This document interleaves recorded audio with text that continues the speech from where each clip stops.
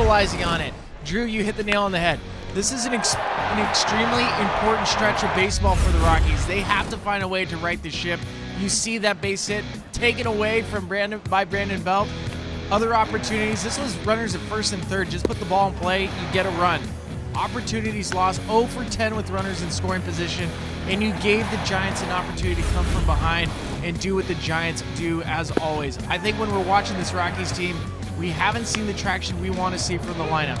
We haven't seen the small ball, the approach of getting guys over, the team approach. That needs to be more present, especially when you're here in San Francisco. This is how the game ended, first and second, 1 out and a double play. Rockies have to be better tonight. Yeah, you know when you come here, typically it's going to be a low-scoring game. Last night, 3-2, and tonight figures to be a low-scoring game because it's San Francisco and because you have two very good and very talented left-handers on the mound. Kyle Freeland, who's just in his sophomore year, will go for the Rockies. He's been the best the Rockies starter all year long. And Madison Bumgarner, he's put together one heck of a run over the better part of a decade now. Well, Connor McGahey just talked about it. Kyle Freeland being that Rockies stopper. They're going to need that from him today. When you're watching Kyle Freeland, you look at the numbers. Home and road, he's better at home than he is on the road.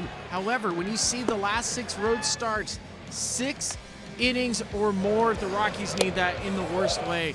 Take some pressure off the bullpen. You know it's going to be low scoring, and you also know Kyle is going to rise up to the challenge of Madison Bumgarner. You also have to look at Madison Bumgarner.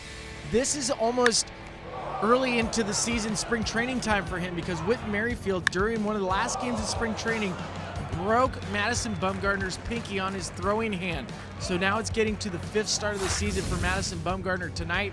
His last start against the Padres, he was fantastic. 8 innings pitched, the 8 strikeouts, 2 walks, 100 pitches, a lot more efficient with his fastball. Curious to see where Madison Bumgarner is going to be tonight.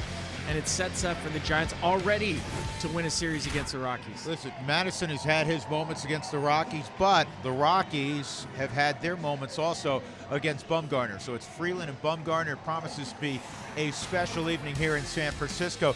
The Rockies have a couple of guys back to help out in that bullpen. We'll learn more when Jenny steps on board in a couple of moments.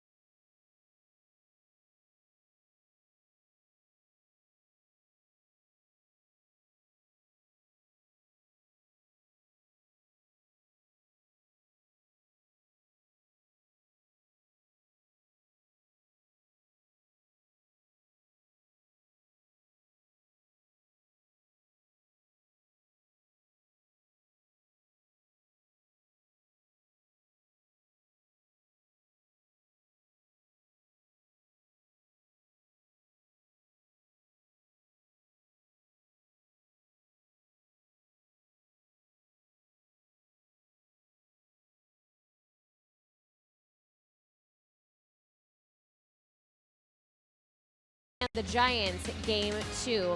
Some good news for the Rockies. It's no secret their bullpen has been struggling in the month of June, and Adam Ottavino, who's been the bright spot, most likely down tonight, but 2 guys activated from the disabled list in Mike Dunn and Scott Oberg, both of them feeling healthy and ready to go. Jeff Hoffman, Brooks Pounders, they were optioned to AAA Albuquerque. They want to get Hoffman back in the rotation. The bottom line for Bud Black with Dunn and Oberg is having health and experience. It's good to have those guys back in a couple aspects. You know, Dunner with a great deal of experience, feeling good. Scott Oberg, you know, really getting into his career, has had major league success. Hopefully he can, you know, build on, you know, the good pitching that he's shown this year in the minor leagues. So, you know, made our team out of spring training. You know, we sent him out, pitched really well in Albuquerque. So, I mean, guys who have pitched in big league games, who understand how our bullpen works, who are true relief pitchers. You know, they're not minor league starters coming up to fill a need. So, you know, I think it's good to get these 2 guys back to complement our other 6 relievers. For Mike Dunn as well, he's looking to get those numbers back on track in 2018. A 9 ERA so far this season, but he felt with the back pain, he was compensating some of his mechanics. He started feeling shoulder and elbow pain as well. They wanted to nip it in the bud, get on the DL, and now he's saying, I feel healthy and I feel ready to perform for this bullpen that needs him now more than ever. We got baseball coming up from the Bay Area. It's the Giants and the Rockies. 8 straight losses in the National League West. The Rockies looking to trend the other way. They could get that started right here tonight.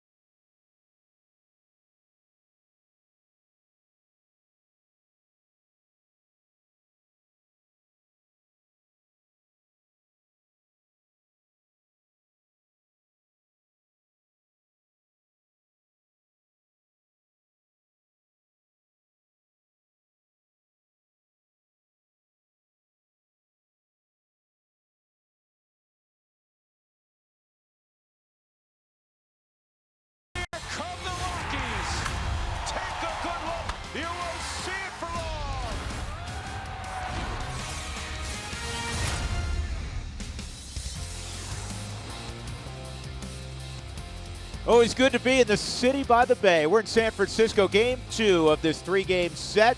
24 Willie Mays Plaza, AT&T Ballpark.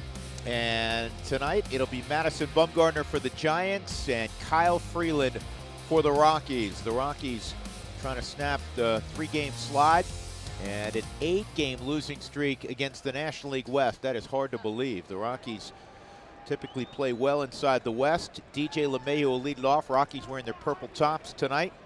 Charlie Blackmon, Nolan Arenado will be the first 3 to face Mad Bum. It's just the 5th start for Bumgarner this year because of the injury that occurred in spring training that Spilly told you about when he was hit by Whit Merrifield on that line drive comebacker. So here we go, first pitch of the night. And it is in there for a strike. One thing about Madison Bumgarner has not changed, and that is he is ultra aggressive. One other thing that has changed is you won't see mid-90s anymore out of Bumgarner. No, fastball is about 90 miles an hour, and he's only throwing it about 37% of the time. Goes straight to the slider inside the DJ.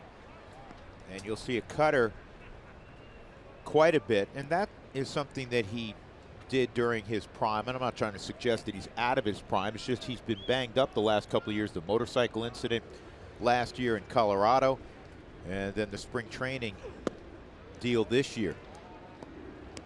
Let's take a closer look at what he features. Again, it's fastball, cutter, and that good curveball of his. He does have a good curveball, and the changeup's extremely important because Madison wants to speed up right-handers looking fastball in. He'll occasionally throw the fastball in and then throw a cutter off of it to break the bat. And see, that was a straight fastball away. And when you're at the plate and you're expecting the ball, right-handed bat against left-handed pitcher, you're expecting the ball to cut, you pull your hands in, that's where you get it off the end of the bat, which happened with DJ, I assume. Most of the time, Madison Bumgarner is going to throw fastballs away to righties. He's going to live on the outside portion of the plate. And it's a called strike 3 in on DJ LeMahieu, and that is the 1,500th strikeout of Madison Bumgarner's career. Only 214 players in the history of the game can brag that they've struck out 1,500, and now a big ovation from the crowd as they put it up on the video board in center field.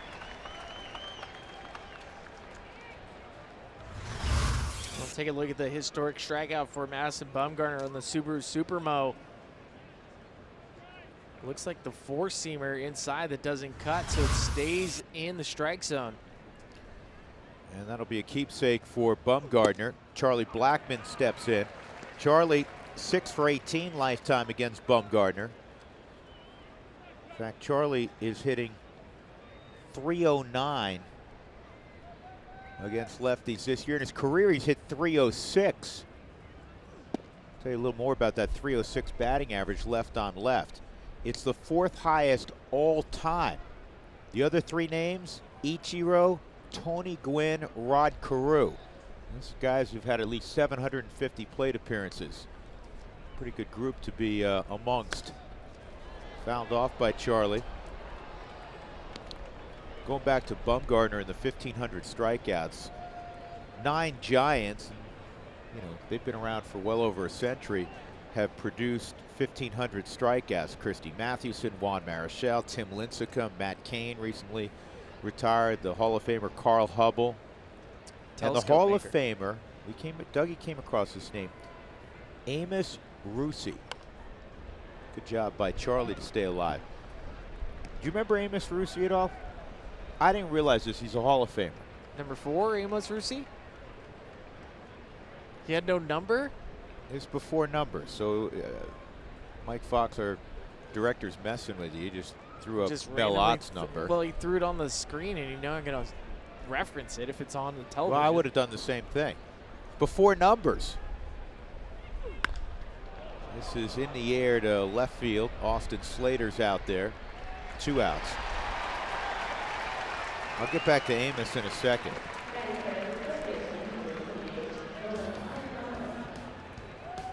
Here's the batting order, the Southwest batting order for the Rockies tonight. DJ LeMahieu, Charlie Blackmon, Nolan coming up, and then it's Story. Desmond had a couple hits yesterday, including a home run. Cargo has great numbers against Madison Bumgarner. More on that in a little bit. Iannetta, Cuevas, and Freeland. And that is Hunter Pence, not Austin Slater. Austin Slater was in the original lineup in left field. And that's a called strike. 2 outs, nobody on for Nolan. Held hitless last night, which is most unusual against anybody, and really unusual against the Giants. He was 0 for 3 in a walk.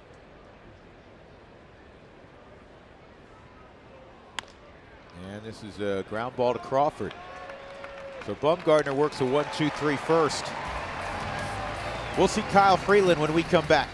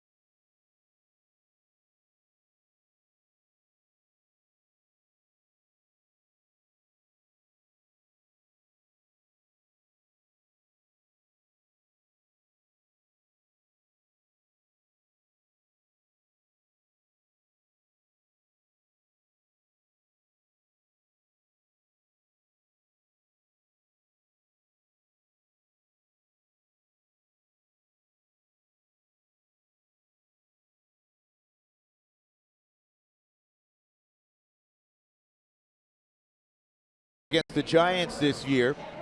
His 10th road start. He's got a sub-4 ERA on the road. And overall, he's looking for his 8th win of the year. And start in and start out, Spilly, you know what you're going to get from Freeland. He just grinds through it and he competes, and I think that's something that the guys behind him, you talk about setting a pace, setting a tempo, and it starts on the mound. Kyle has been able to accomplish that. Fastball has been a great pitch. He's starting to shy away from the curveball. It's basically a 3-pitch mix. His last start, he never even threw one curveball. We'll pay attention and see if he actually uses the pitch tonight. Well, the guy at the plate has become a huge fan favorite this year because he has had a sensational season. Gorkys Hernandez. Rockies were up 1-0 on the Desmond home run last night, and Hernandez hit one out to center field to tie it up. He got a bunt down later in the ball game, and of course the bases loaded walk, ultimately the difference in the ball game. Quickly, it's a 2-strike count as Freeland is ahead of Hernandez.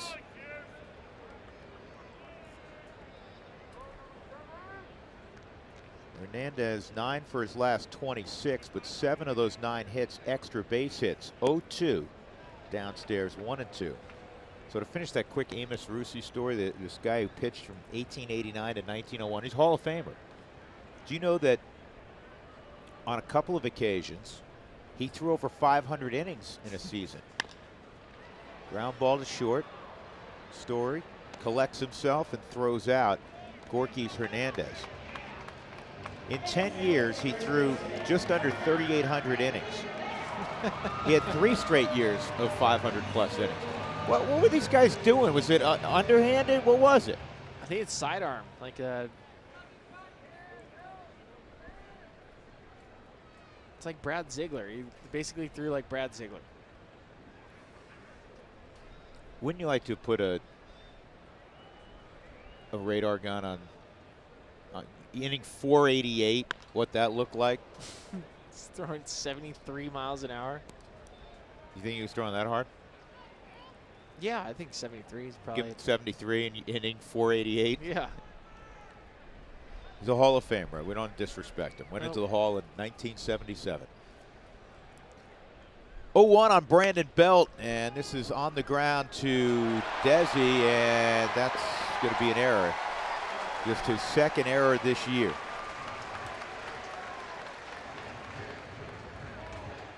So with 1 out and 1 on, Andrew McCutchen coming up. Here's a look at the Southwest batting order for Bruce Bochy tonight.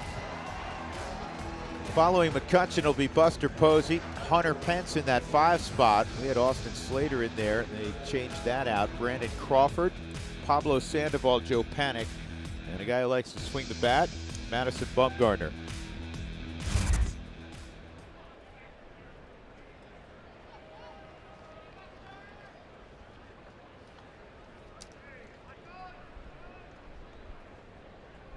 First pitch to McCutchen is way inside, moved his feet. Take a look at the air from Ian Desmond ranging to his right. Tried to backhand it. There's times with the way that baseball is shifted. That was a slow roller. But Desmond, because he has so much range, will tend to pull himself out of the normal range of a first baseman. He's a shortstop by trade, and he wants to get to a lot of baseballs. But don't forget, to your right, there's a Gold Glover. I was talking to him about playing first base this evening, and he's really enjoying it. Not as much, which you understand, as when he played shortstop, because I think when you're a shortstop, it's just in your blood. That's who you are. Remember famously your former teammate, Troy Tulowitzki, said, if I have to move off shortstop, I want to quit the game. Yeah, he's going to quit. I don't want to play third ever. I don't want to play first.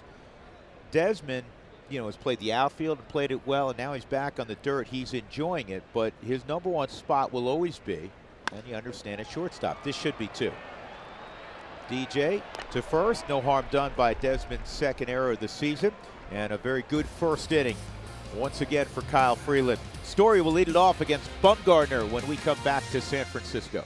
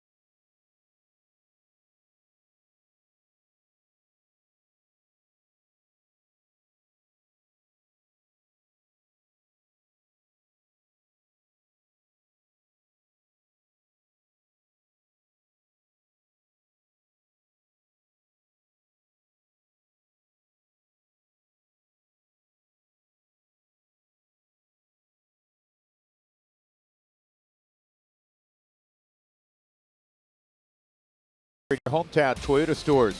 By Jack in the Box, try the $4.99 Jack Spicy Chicken Club combo with toasted sourdough, new from Jack in the Box. And by Southwest Airlines, low fares, no hidden fees, that's transparency. Temperature was in the mid-60s last night, which is absolutely balmy in San Francisco in the summer. Tonight, it's in the mid-50s at first pitch. Trevor Story in the second inning to face Madison Bumgarner. And it's inside ball one on Trevor. Story last night, a couple of hits for the Rockies. Their problem was hitting with runners in scoring position. Colorado went 0 for 10 last night with runners in scoring position, and ultimately, as you know, lose a one-run decision. It's the third time this year that they've gone 0 for 10 or worse in a game. This ball lined down the line, and it's foul. And you have, real quick, Billy, you have to go back to 2010, the last time the Rockies were 0 for 10 or worse 3 times in a season. And that is the frustrating part when you look at the loss last night, besides the fact that the Giants won in another interesting way with a walk with the bases loaded. But there were opportunities for the Rockies to score runs without a hit. If he gets that pitch all night, it's going to be tough on the Rockies. Mike DeMuro calling that pitch a couple inches off the plate in, and Trevor Story conversing with them right now about that call. Here's the 1-2. And it affects the next pitch because instead of 2-1, it's 1-2. Belt makes the catch and Story's retired.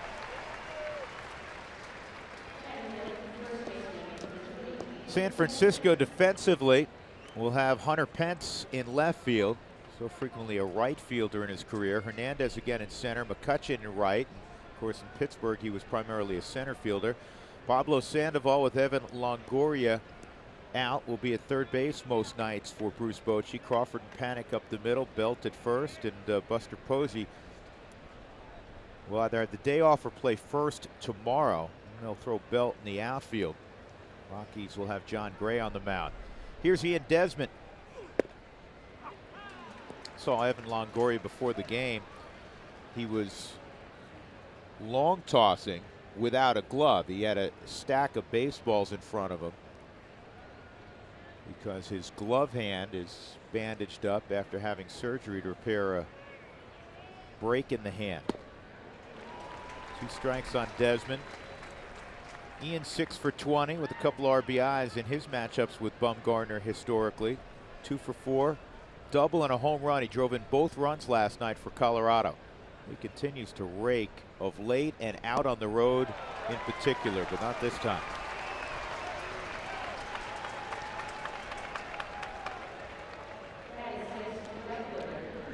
Well, Carlos Gonzalez has been a thorn in the side of Madison Bumgarner forever. And it's not just hits, it's bombs. He's hit 5 homers career-wise against Bumgarner. Nobody else can make that statement. You see where the pitches are located to Cargo, they're middle in. And now when we watch Madison Bumgarner attack, because they've had so much history against each other, Madison throws high fastballs. Well, Cargo, I asked him tonight around the cage, I said, why do you feel like you've done so well against him? Left on left, he hides the ball well. You wouldn't think it would be a good matchup for any lefty, even one as gifted as Cargo. He said he is around the zone and is really aggressive and attacks. And he said, I appreciate that, and so I figure I'm going to get a pretty good pitch to hit somewhere during the sequence. And sometimes when he throws that cutter quite a bit, it'll run to Cargo's to his barrel, being left on left. Right now he's behind 2 strikes.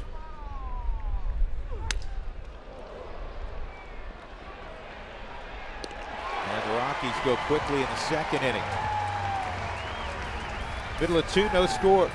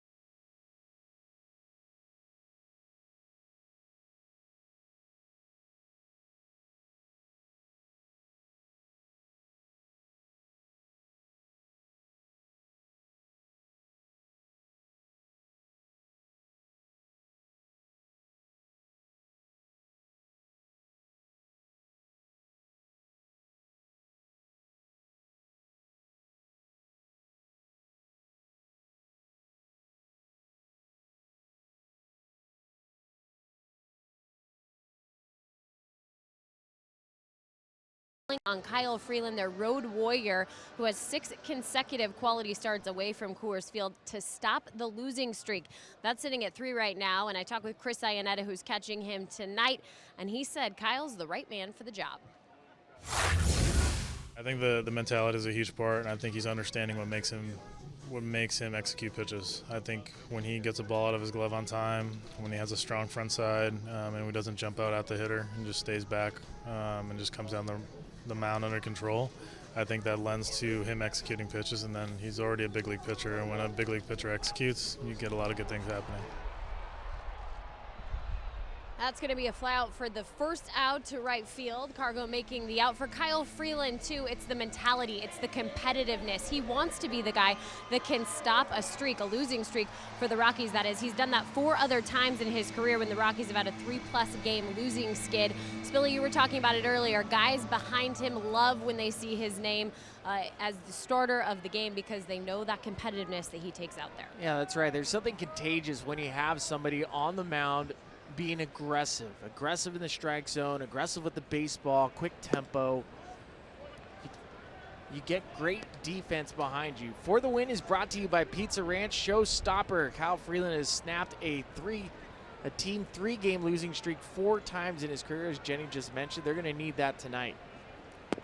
I'll tell you something else that we're around him, and we know this to be true.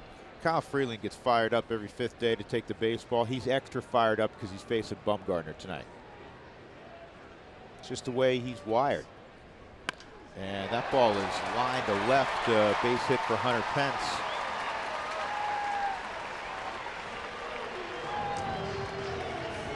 First hit of the ball game, the veteran Pence at first with 1 out with Brandon Crawford coming up. Let's take a look at the Rockies defensively. Noel Cuevas is in left field. Blackman and Cargo join him in the outfield. Arenado, Story, LeMahieu, Desmond in the infield. Iannetta is behind the plate. The Rockies are one of 3 teams that have a fielding percentage above .990 this year. It was amazing. I was doing my scorebook for the day. 30 errors for the Rockies, 58 for the Giants, and I typically think the Giants is a very efficient defensive unit. Because you focus on the guy who's at the plate. Brandon Crawford, Joe Panik a couple of years ago won a Gold Glove. That's a bunch of errors. Freeland will chase Pence back.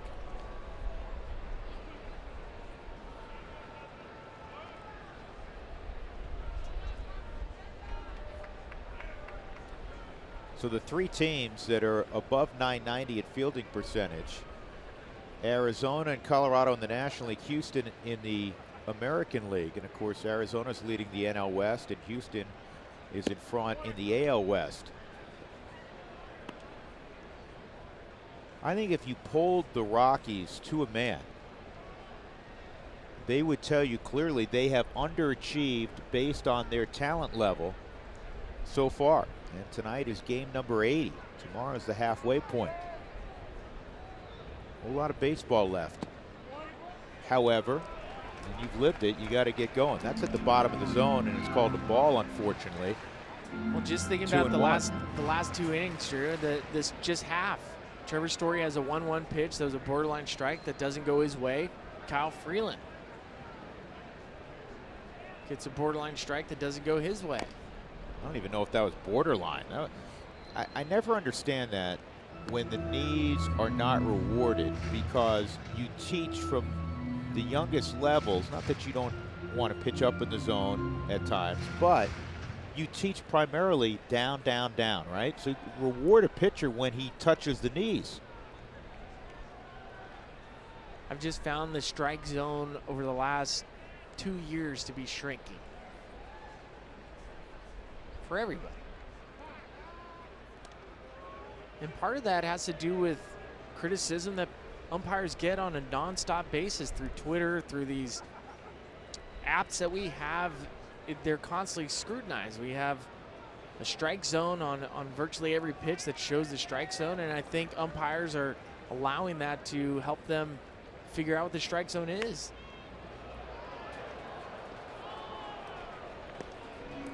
Crawford last night found his way on base 4 times. I don't recall if he hit a ball harder than 70 miles an hour off his bat last night. No, he didn't. He had a fortunate evening.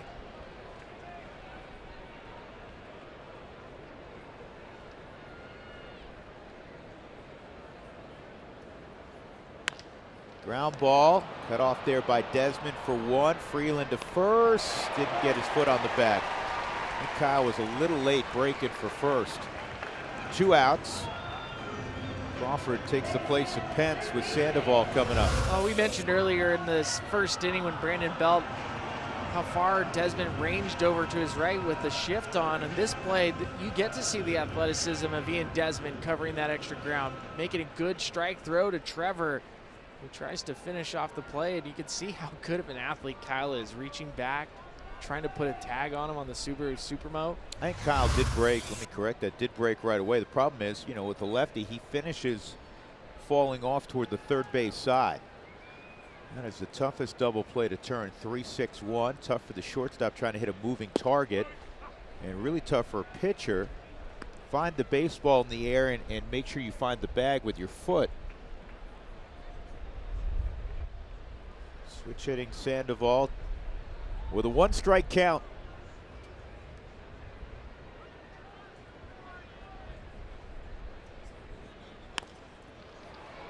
DJ up the middle will flip the story. A lot of ground balls early from Kyle Freeland. We are through 2. No score. Bumgardner and Freeland working tonight.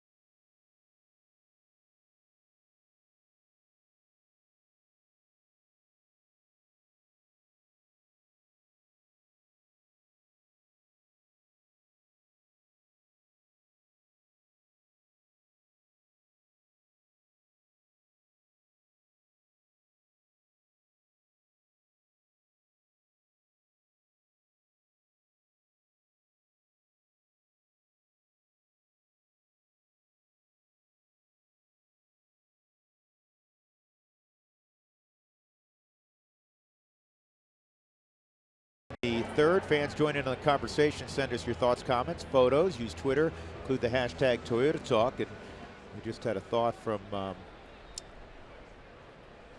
a viewer on Twitter, Roland. 55 degrees in San Francisco for the Rockies' first pitch tonight. That's accurate, Roland. Meanwhile, in Colorado, I wore an oven mitt to check the mailbox this afternoon. I was talking to my wife earlier, and it's around triple digits back home. It's 100 degrees. My family's up in the mountains, which is great. It's beautiful right now in Vail Valley. They picked the right time to get out of town. 1 strike on Chris Iannetta.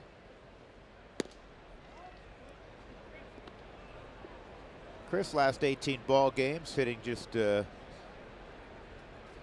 notch below 300. 418 on base percentage. Chris drew a walk last night late in the ball game, coming off the bench. 1-2.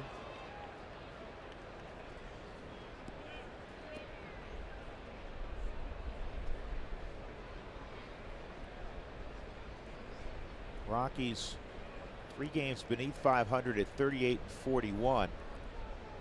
Out on the road, they're 4 above 500, 23-19.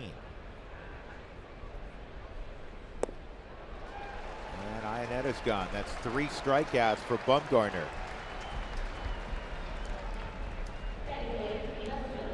Let's take a look at the list for the Giants. Or actually, this is just lefties. Fewest games to 1,500 strikeouts in a career. The big unit, no surprise, he's on there. First, then Kershaw, David Price, Sutton, Sam McDowell after Bumgarner. Cole Hamels, Mark Langston. That's a great group. Cuevas swings and misses. Is that already for sale? I'm going to go buy it. Yeah, make an offer. $1,500 right That now. didn't take very long, did it? Dougie, how many times did Madison Bumgarner strike me out? Because I'm responsible for several of those, so he needs to thank me. He should give it to you as a keepsake. Yeah. Thanks for helping me get to 1,500. Said if there were more of you on the roster, I would have got there a lot faster. For a righty, what did it look like? Because he turns his body, and I can't imagine how difficult it is for a lefty, but for a righty, so what does it look like? As a right-hander, I mean, he will come across and throw, and it was a legit crossfire as a hitter. And so a typical approach when you're facing a lefty, and Madison Bumgarner kind of bucked the trend on how lefties were starting to throw, especially in the early to late 2000s, between 2010 to now.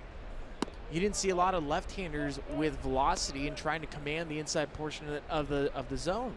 And so as a hitter against a lefty, you try to hit the ball center field to opposite field because that allowed to keep your bat in the plane. Against Madison, you almost had to cheat and think about hitting the ball to the shortstop. And that is totally anti what the previous philosophy was in hitting.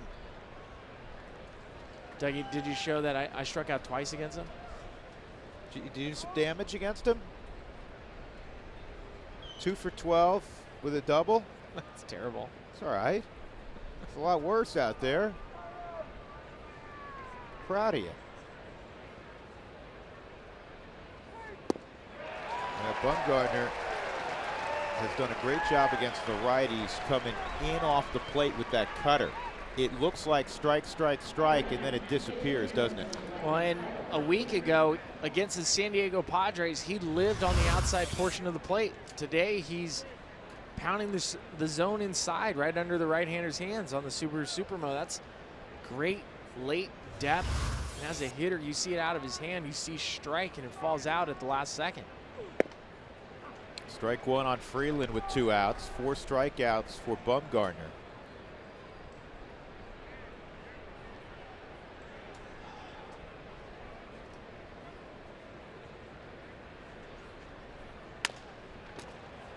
And he breaks his bat and rolls it to Crawford.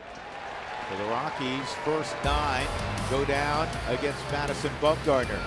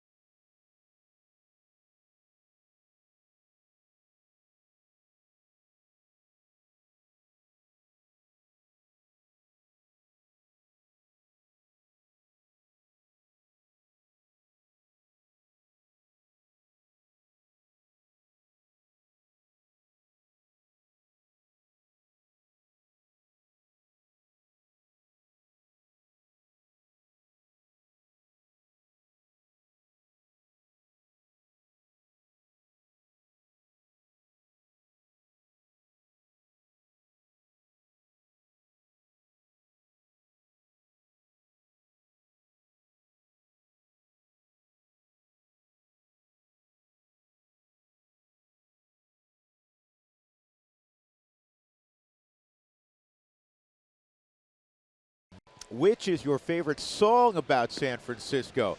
I Left My Heart in San Francisco, Tony Bennett, right? Dock of the Bay, that's Otis Redding. Lights, and we built this city. We built this city on rock and roll. Lights, Lights is Journey, right? Go down, that's right. You know what? Otis Redding for me, B. Sitting by the, yep, that's a good one. By the dock of the, you don't want me to sing it though, do you? None of us do. Right. I'm with you guys. Dock of the Bay. Dock of the Nothing Bay. Like it. Jenny, can you sing it all? Jenny, and please don't call the pigs, because I don't want any animals jumping through their window like Taylor was making animals go. She's singing. Can you play? I was, Keep going. but Philly's Go, talking. I know. So Go I ahead, guess quickly. That's it. No, my American Idol edition's over. Oh, I'm done. wow. Were you good? My mom paid for voice lessons when I was younger, and let me just put it this way. She wasted her money. You used it for other things, so I'm pretty sure the Fire Up the Fountains, ended up working out. She didn't completely waste it.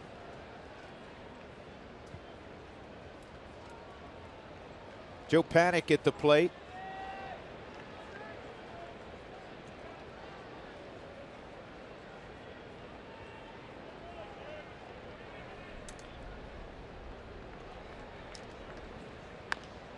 And he fouls it off. 2 strikes.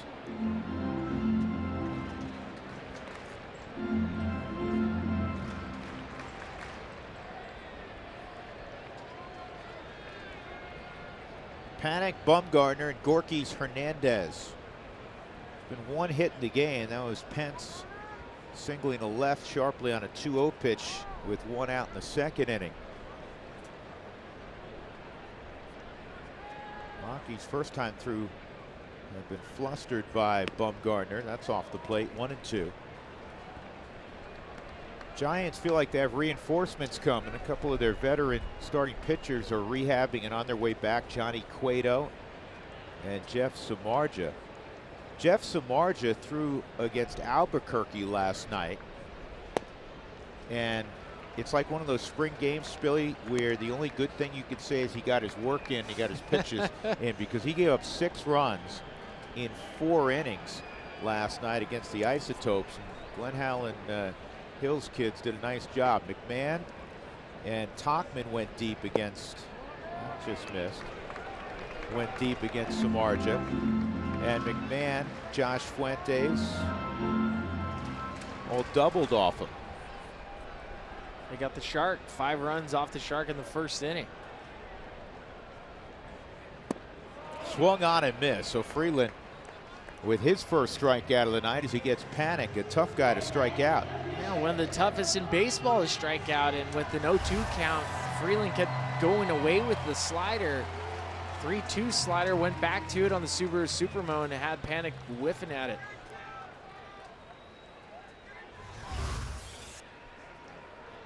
Now here's Madison Bumgarner, who along with Brandon Belt has the most raw power on the Giants. He's 0 for 9 so far this year. He loves to hit, not likes to hit, he loves to hit. Most starting pitchers, they'll get a little bit of their, work in offensively, and then it's on to prepare for what their craft is, and that's pitching. Bumgarner constantly works on his swing. He rolls to second base, 2 outs, and that'll bring up Hernandez. When we talk about Kyle Freeland matching up against Madison Bumgarner being the best the Rockies have to go up against him, we're not kidding. Since April 24, check out where he ranks in baseball in the National League. 7 wins, tied for 2nd, 71 in a 3rd innings, 5th. The ERA well below 3, grounding into double plays using the defense, tied for 2nd. He has really been steady. Inside on a Hernandez, he bounced to short his first time up. Think about this. You want to talk about improvement from your first year to your 2nd year? And Kyle was really good last year. He had a 4.10 ERA. His whip last year was 149. League average is always around 130. This is lined toward right, and Cargo lays out, can't make the catch. And Hernandez will stay at first. That'll be a base hit for Gorky's. Now is Cargo okay? Well, he landed awkwardly, so we'll have to look at the Supermo and see what kind of body part rolled. Excellent read from Cargo. This ball is hit well by Gorkis.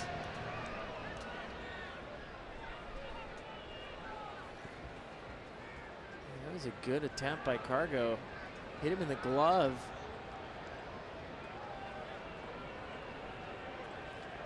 Those are always dangerous. You can easily roll over your wrist. We've seen many athletes break their wrist or tear a ligament as the glove gets stuck. Inside on Belt, 1-0.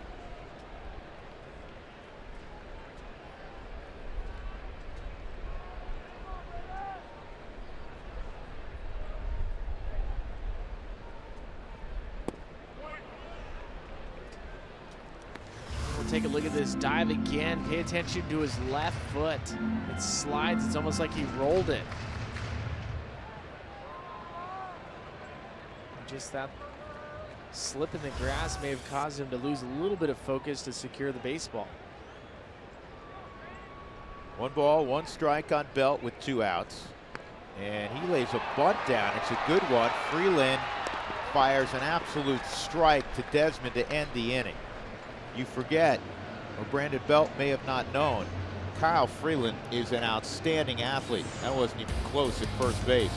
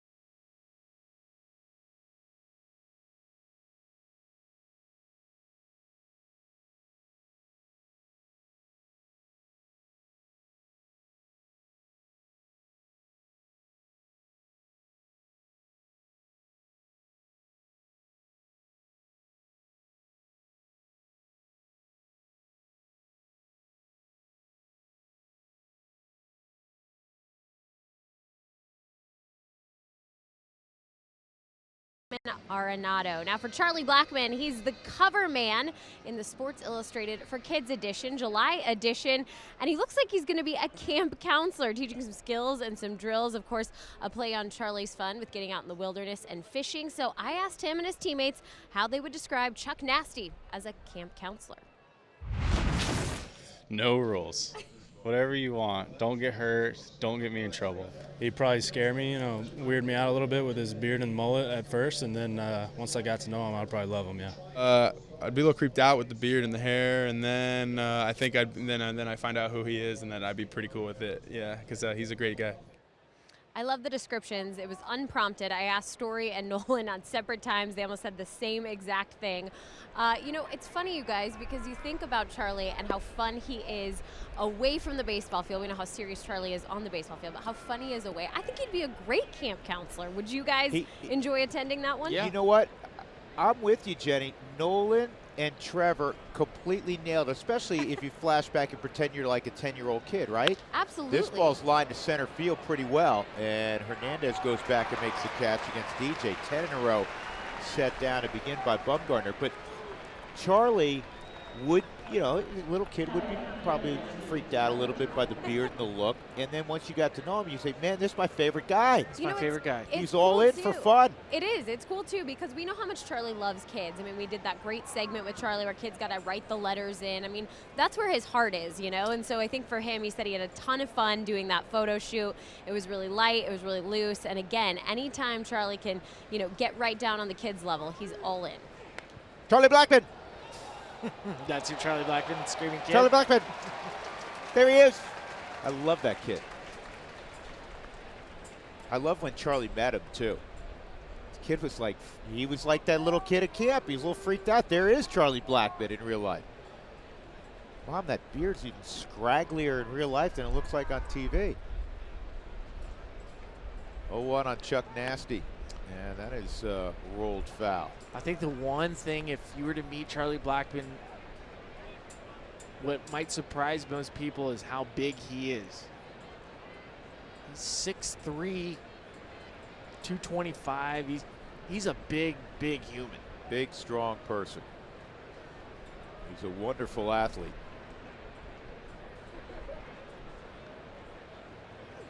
Outside. We were standing around the batting cage talking to our colleague, Dwayne Kuiper, on the Giants side. And Kuip was talking about the philosophy of, you know, where guys hit in the lineup. You take your top hitters. You know, usually your best hitter hits third. That's historically how it's done.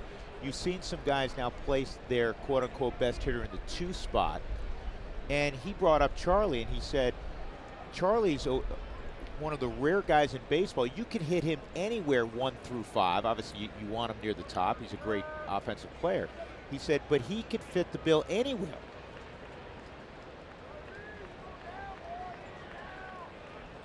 One and two. Well, slow curveball trying to get Charlie out in front.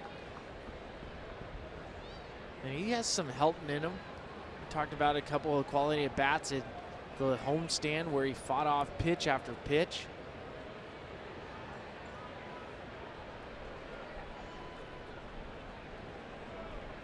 The numbers don't really bear out that Charlie feels as comfortable as he does as a leadoff hitter. The numbers are down with him hitting second. But we also haven't seen him catch fire. He hasn't gotten stupid hot yet. I mean, how many guys would sign up for basically 280, 14 home runs, and 35 driven in right now? A lot. Virtually everybody. Yeah. I'd take that for a season. Yeah. But he'll go off here for 2 or 3 weeks and do a lot of damage. Just 2 for his last 21 out on the road. Battling Bumgarner. The Rockies have not had a base runner yet. 1 out in the 4th.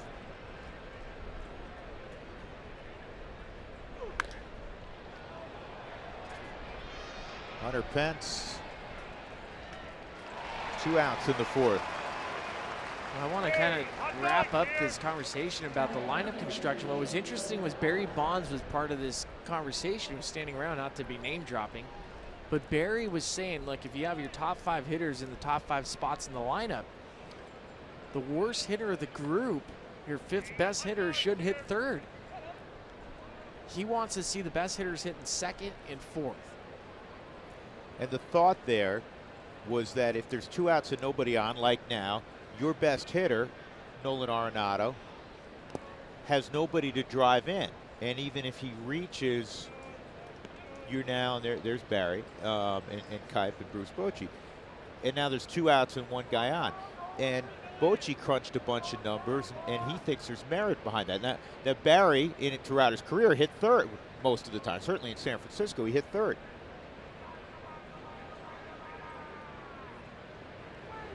Nolan drives it deep left field, stay fair, and it's gone. It is a foul ball. Madison Bumgarner and Nolan Arenado have a great relationship off the field. They have spent time with each other on various teams.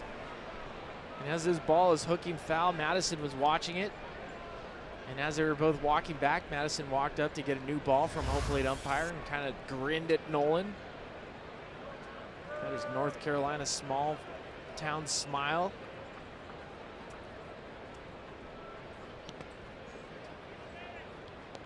Curveball's in the dirt, 2-1. Madison Bumgarner comes from Hudson, North Carolina, a town of about 2,800 people.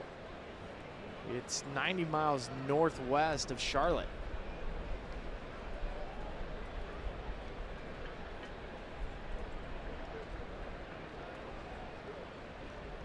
Nolan does own a couple home runs against Bumgarner. 2-1.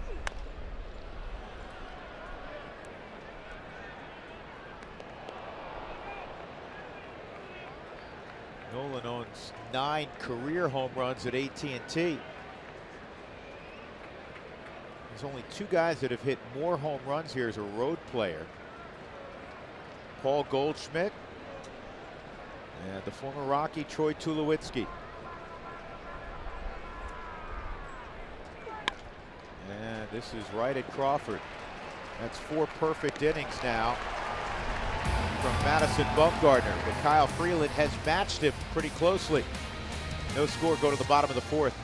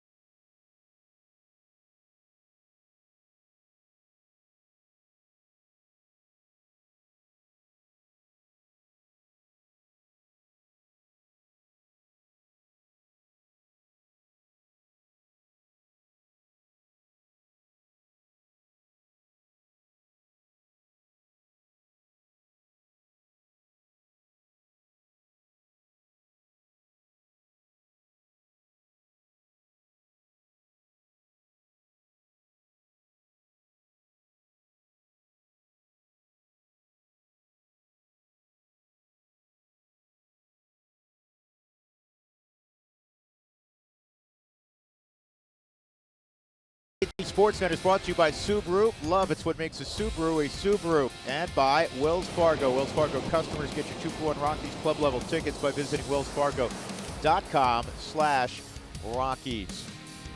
Andrew McCutchen in the 4th to lead off against Kyle Freeland, and that pitch misses.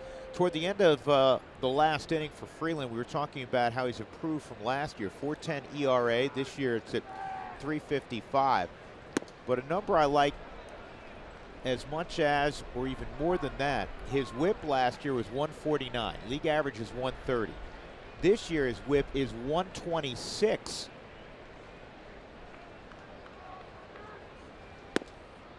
Two O's in there, 2-1. Well,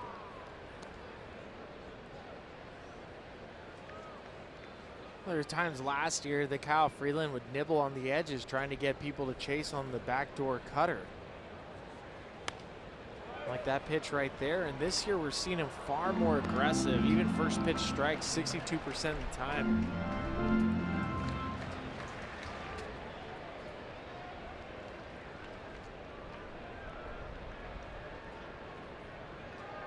Deep breath has the sign. Here's Freeland against McCutchen. 3-2. McCutchen has produced 1,538 hits since the start of 2015. That's more than anybody else in the National League. You look at a pretty good hitter on deck in Posey. 3-2. Swung on and missed. And Freeland has another strikeout, his second. It's a changeup for Kyle Freeland, two-seam changeup. Look at the action he gets downward on it on the Subaru Supermo. Pay attention to the difference between last year and this year with the strikeouts. Fastball, he relied on it for strikeouts in 2017. This year he's using his secondary pitches 70% of the time, with coming via strikeout. Posey hit a fly ball to Cargo in right. It's a little bit in. Ball one on Buster, who's reached it 29 out of his 30 home games.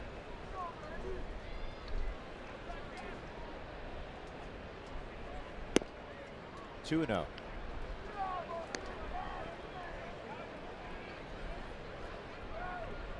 Buster's also reached it 21 straight games against Colorado. Last night, Bettis and company held him hitless. He did have a walk.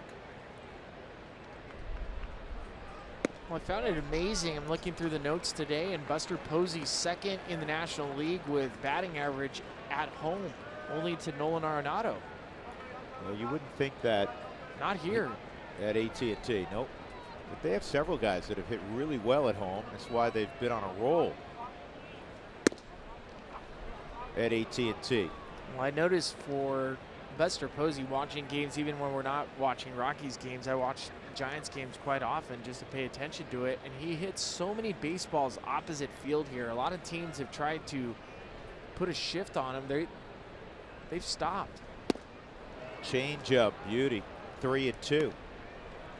Posey's one of those guys that can just manipulate the barrel better than most. The thing you appreciate about how polished he is that he pretty much has the same looking swing as when he was at Florida State. See you later. Wow. Wow, wow, wow. That has got to be a strike. Well, this is a strike because he's a catcher and because name recognition. It happens all the time. Bud Black, good reason for that fake. That's center cut right at the knees. That's not even really close. How is that not a strike? It's because it's Buster Posey. The Subaru Supermo right there. Well received by Iannetta. Watch where it crosses. I mean, that's a strike in every league.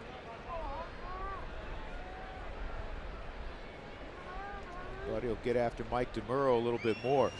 Here's Hunter Pence. Pence a sharp single in the second inning. Just 2 hits in the game. The Pence single and a Gorkys Hernandez 2-out single. Cargo almost made a wonderful catch on.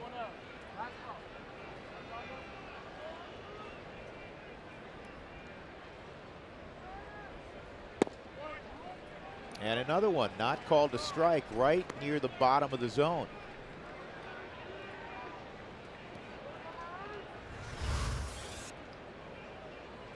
Change up again. Bottom drops out.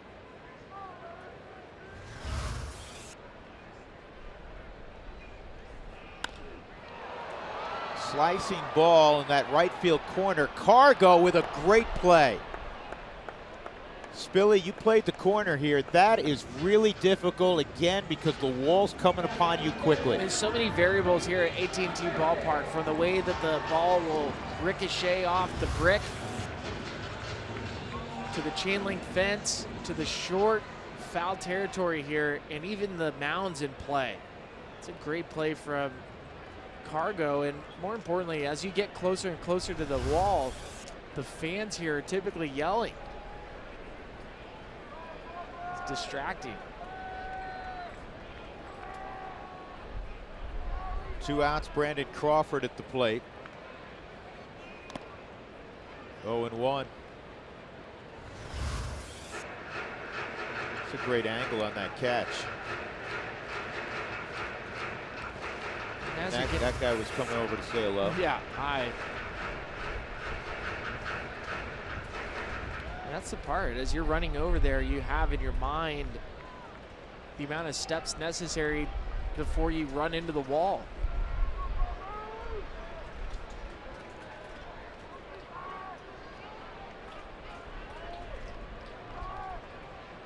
It is Manny a shock when he doesn't come up with it, because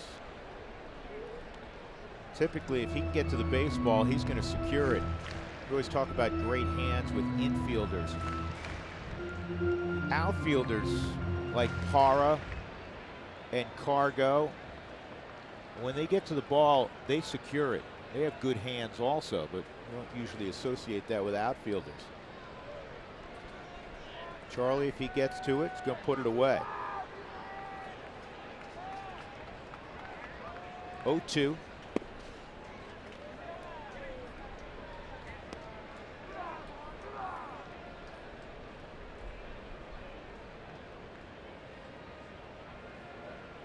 Pitchers duel right now between Kyle Freeland, an up-and-coming left-hander, and the well-established Madison Bumgarner.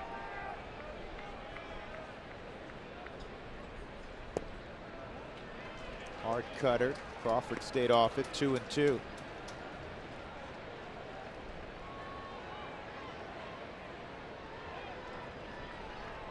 You know, else you think about in a ball game like this, extra pitches that have to be thrown, and you have a missed call. There are going to be some missed calls, but that one just seemed, that one on Posey was just blatant.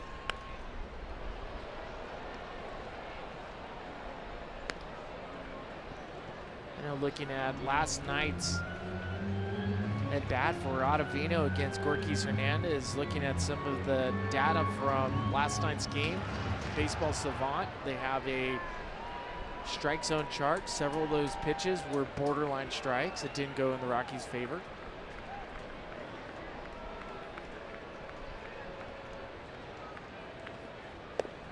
3-2. Many Rockies fans today were saying, would you be opposed to a automated strike zone? And it's difficult because there's times where I'm saying, no, I don't have a problem with it because velocities, they're so high now. How do you expect to be able to see it? There's too much.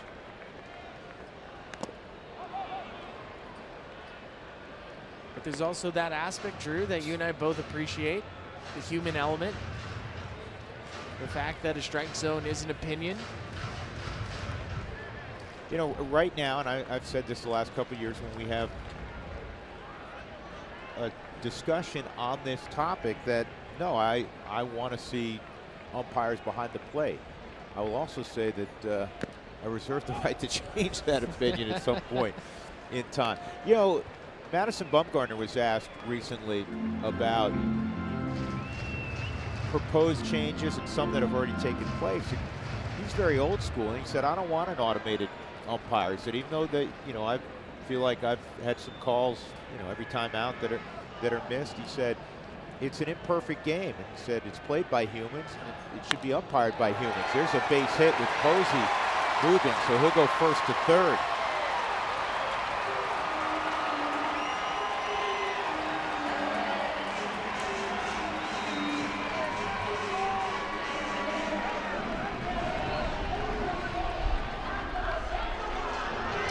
Years ago, Brandon Crawford couldn't touch a pitch from a left-hander, and he's made himself such a good ball player. He's able to keep the front hip in, shoulder in, so the bat path stays within the zone. And after fouling off a couple tough pitches, when the ball's off the end of the bat, he puts it in play and gets a hit. So now Freeland's got to put this inning down by getting Pablo Sandoval. Sandoval grounded out his first time up.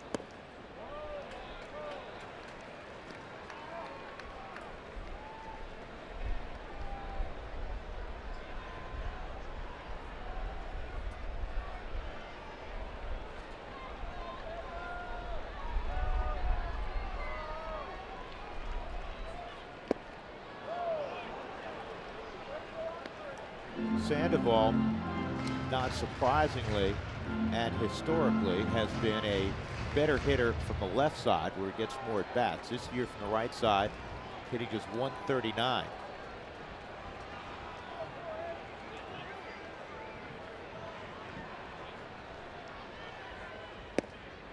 And strike two.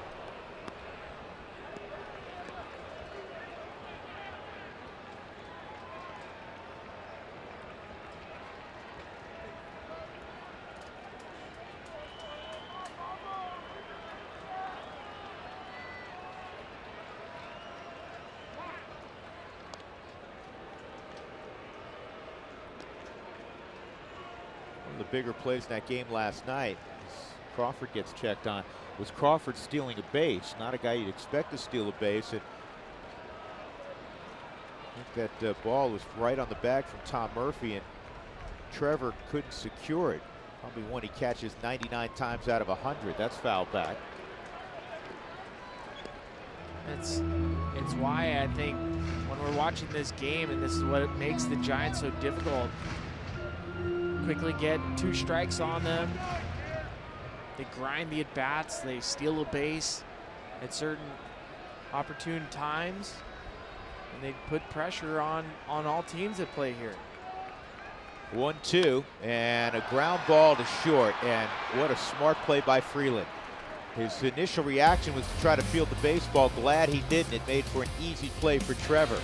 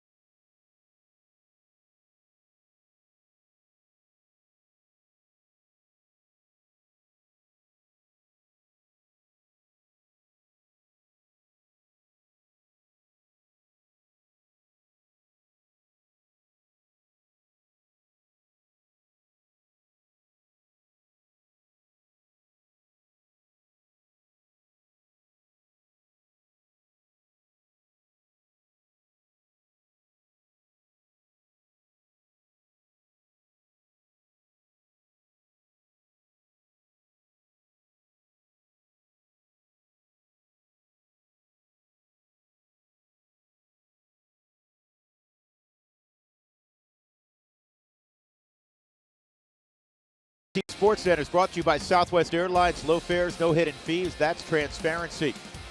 With Ryan Spilborghs and Jenny Kavnar, Drew Goodman from AT&T Park on a Wednesday night. The Rockies and Giants scoreless. Job well done by Kyle Freeland, working out of a little jam in the 4th inning. So we go to the top of the 5th. The Rockies have not had a base runner. Bumgarner has retired all 12 he has faced. And quite honestly, the only ball that was hit hard was DJ LeMahieu's line out to begin the 4th inning to center field. Story, Desmond, and Cargo against Mad Bum here in the 5th.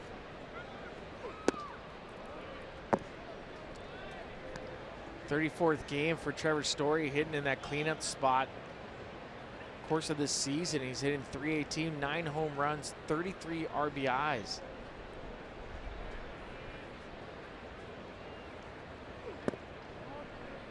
(2-0), and that may be the first 2-0 count of the night. Bumgarner's been ahead of virtually everybody.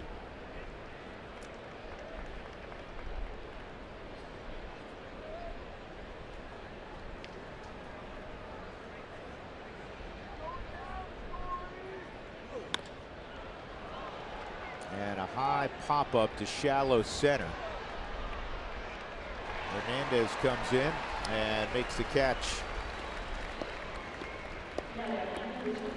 Ian Desmond will be next. Fans, when the Rockies score 7 runs in a game or more, go to participating Colorado Taco Bell locations the following day. Do it between 4 and 6 to get your Rockies taco special. Live Moss at Taco Bell. Desmond struck out swinging his first time. 4 strikeouts. First time through the lineup for Bumgarner. We were talking about Madison voicing his opinion recently in an article in the San Francisco Chronicle about not wanting to see all of the changes that either have taken place or proposed. He likes the pace of the game. He appreciates the differences, and you can understand this next one, between the National League and the American League. He loves to hit. He doesn't want to see the DH in the National League. But he also brought out something else. he really also appreciates the strategy that takes place in the National League because of the pitcher, because of having to be aware of moves in the bullpen that you wouldn't have to in the American League. And he enjoys that. And I know Buddy Black enjoys it. I know Bruce Bochy enjoys it. And I know I can speak for you in this. You and I really prefer the National League brand of baseball. And I know you from a player standpoint, that's jobs taken away. I know from hitters in the National League, whereas you had the DH, you know, full extra guys getting to swing the bat. Well, and there's other aspects too, business aspects, where if you're adding 15 DHs are typically very high-paid players. So there's aspects to it where players wouldn't mind seeing it. I myself am a National League style player. I don't have a career in the American League. But there are numbers to suggest that pitchers hitting, the numbers they put up are atrocious. Even the best. Madison Bumgarner, he's a minor league hitter at best. Desmond saying no, no, no, no. You can hear him. And he's chewing on Mike DeMuro. Got to be careful. He's getting close. He's getting really close. And this isn't just his at bat. I think this is Ian voicing displeasure with the strike zone that affected Kyle Freeland in the at bat with Buster Posey last inning. Backdoor slider. Height-wise, it's fine. fine. It's whether or not it was on the plate. Cargo slices one fair to left, so the Rockies will have their first base runner, and Cargo into second with a double. So Bumgarner retires the first 14. And now Cargo at second base with 2 outs for Iannetta.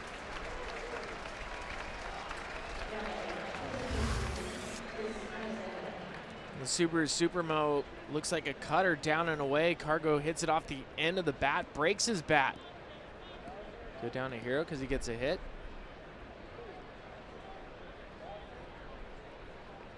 Now this is where if you're Chris Iannetta, and if you look at Madison Bumgarner for his career, he's as good as they come with 2 outs and runners in scoring position, 185 batting average.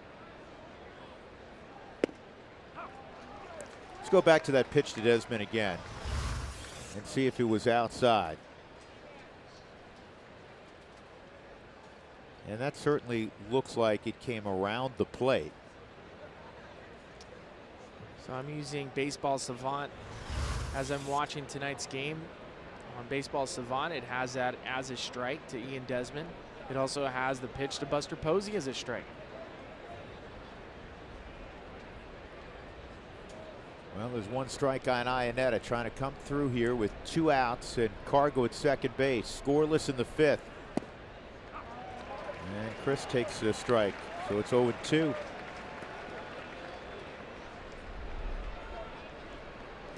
And if you're curious what Baseball Savant is, it's the StatCast data that we get updated. So if you're a fan at home and you're curious, I want to see what sprint speed is, what all these different metrics are that they're able to. This is Major League Baseball's website.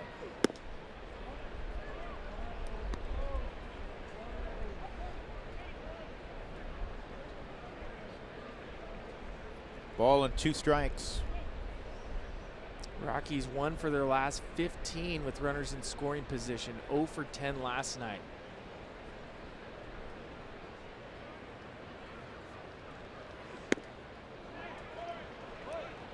Chris back even at 2-2.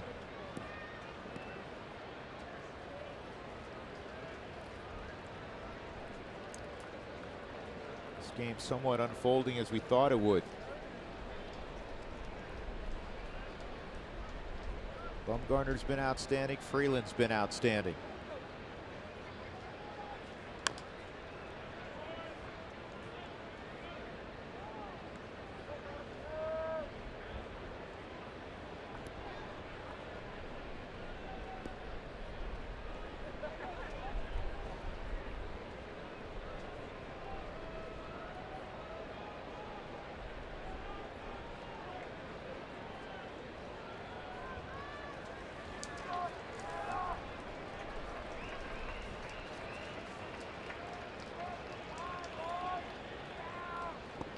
3-2. Chris just 2 for 14 lifetime against Bumgardner. First 3-ball count of the night for Madison. And as a hitter, you got to pick a side. Trying to pick a portion of the plate. You also can't be afraid to get jammed. So if I'm hitting, I'm not afraid of the inside portion. I'm looking middle away. If he jams me, he jams me. Ball 4. So Bumgardner careful with Ionetta, even though he got ahead of him 0-2. And now the rookie Noel Cuevas, who struck out swinging, will take his turn. One of the things you know about Cuevas is if it's close, he's going to fire.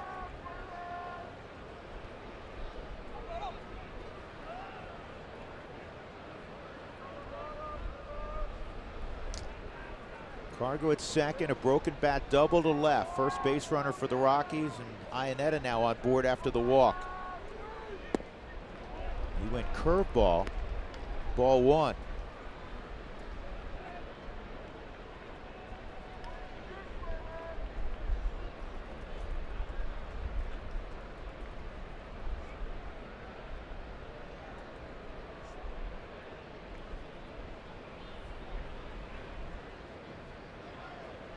Outfield straight up, 1-0. Outside, 2-0.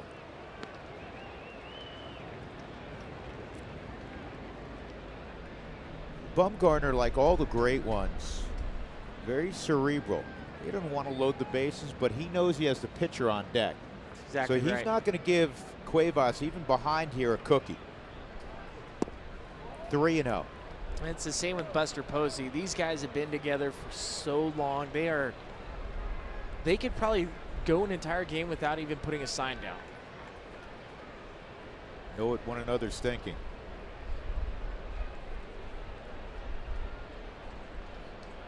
Three 3-0 on Cuevas.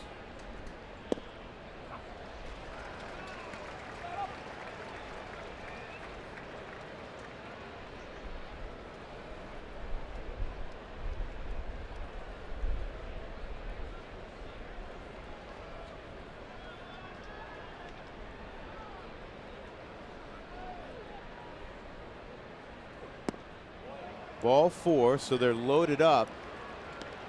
And Kyle Freeland will try to help his own cause here.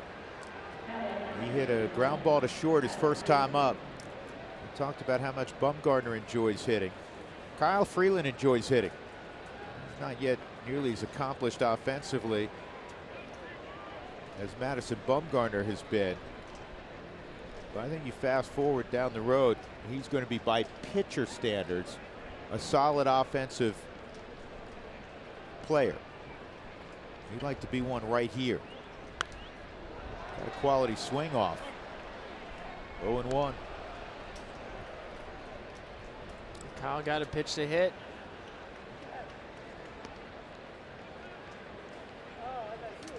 Basically down the middle and up on the Subaru strike zone. You don't care about how pretty it is. If Kyle could somehow get it in play, a bloop, a bleeder, Rockies would take the lead. Bases loaded.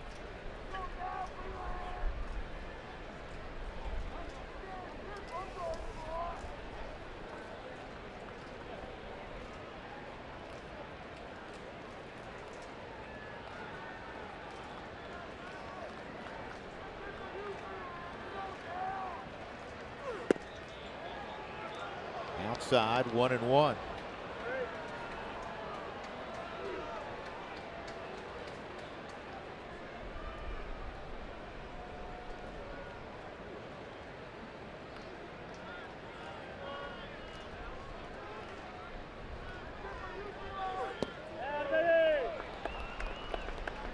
You buy into Spilly sometimes when you pitch around a couple of guys, and I don't know if he pitched around, but he was cautious, certainly cautious with Cuevas. That all of a sudden you get out of a certain rhythm. I mean, he was a strike throwing machine. Walks 2, and now he's 2-1 on Freeland. There's some validity to that. Pitchers will tell you that. They're better off when they stay in an aggressive mindset.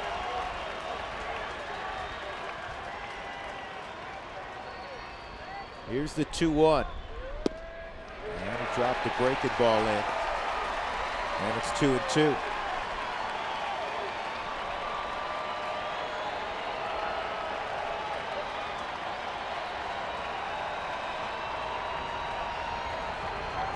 Cargo, Ionetta, and Cuevas all aboard.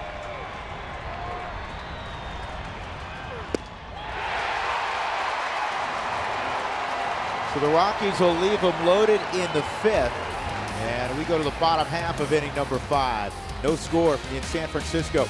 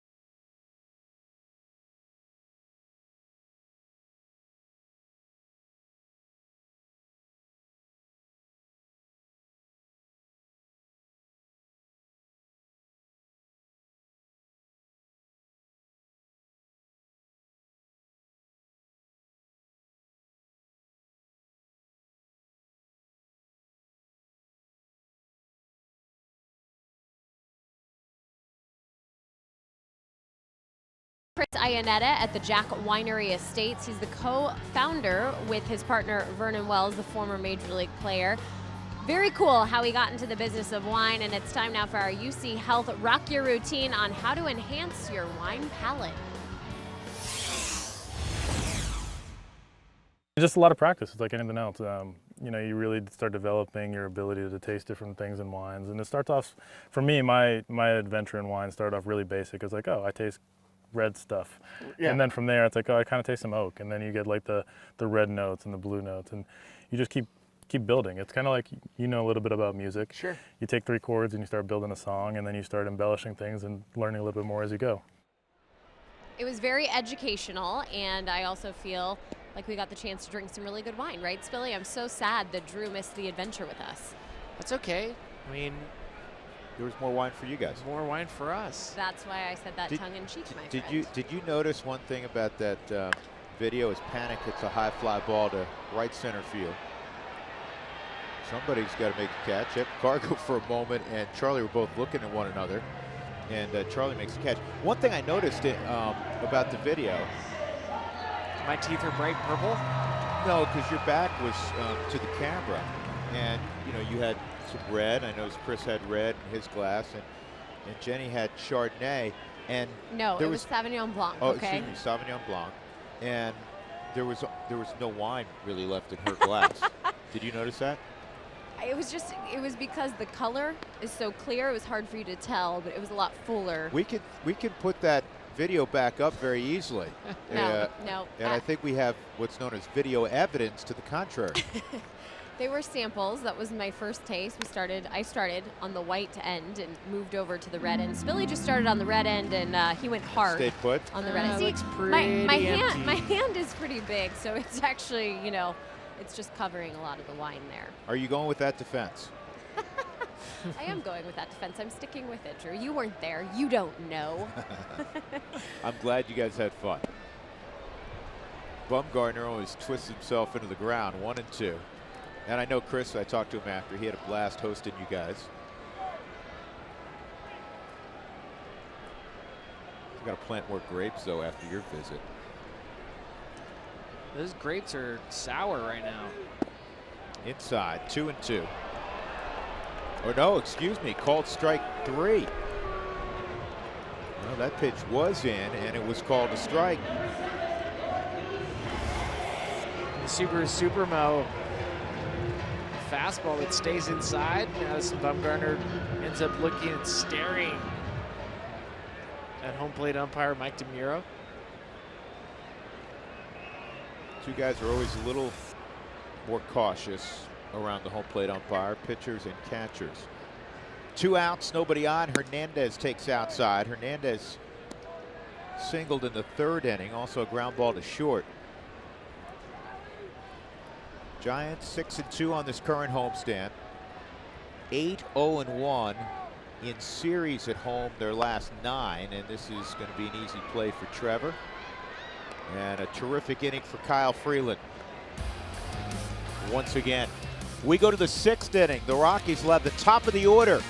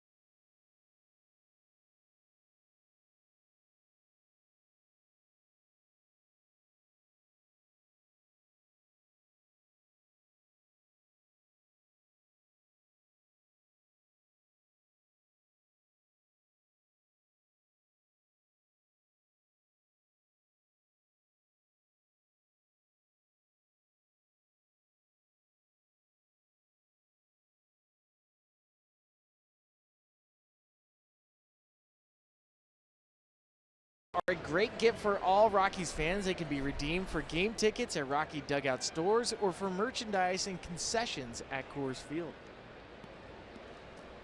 It's really nice job with that, Reed. I always love a good pitcher's duel. We've got one here.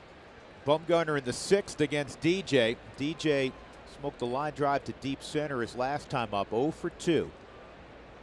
Bumgarner retired the first 14, then last inning Cargo broken bat double for the first hit. And then a couple of walks to Ionette and Cuevas, and he was able to strike out Kyle Freeland. 1-0 to DJ. That's a strike. 1-1.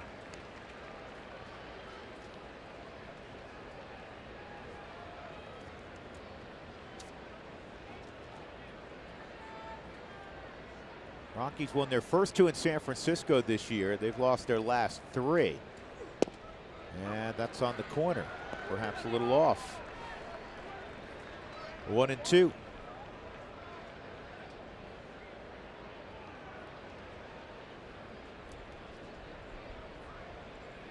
Aren't many guys DJ doesn't have a great average against. This is right at Crawford.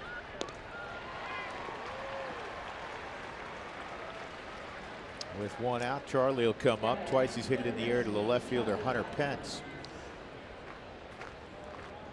Like I said earlier, for a right-hander that's facing a guy like Madison Bumgarner, it becomes difficult because you have to sell out, whether you're choosing to pull the baseball, which is probably not very advisable,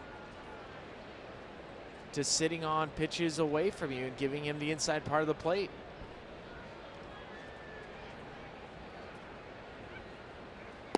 That's outside.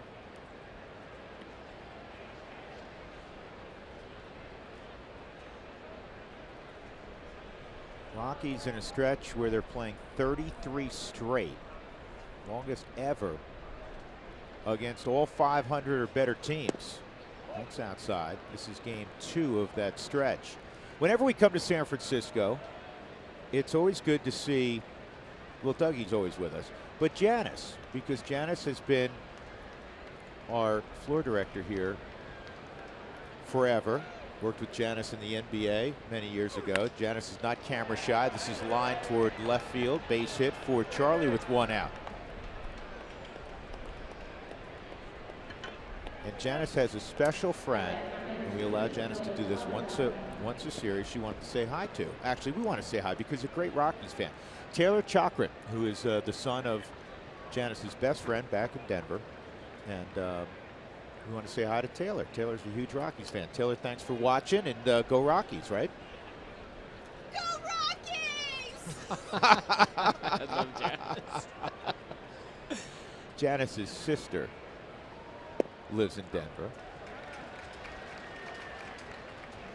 Janice has too much energy. We let her come to Denver. You know what? If in small doses. If Nolan hits a homer right now, we're going to make Janice run the bases up here in our booth, screaming for the Rockies. Absolutely. This could very well happen. Almost happened last at bat. Nolan. Ooh, he just missed that one. High fly ball to left center field. Nolan almost hit one out his last time up. It was just fouled by a couple of feet. 2 outs. Charlie returns to first, and that'll bring up Story.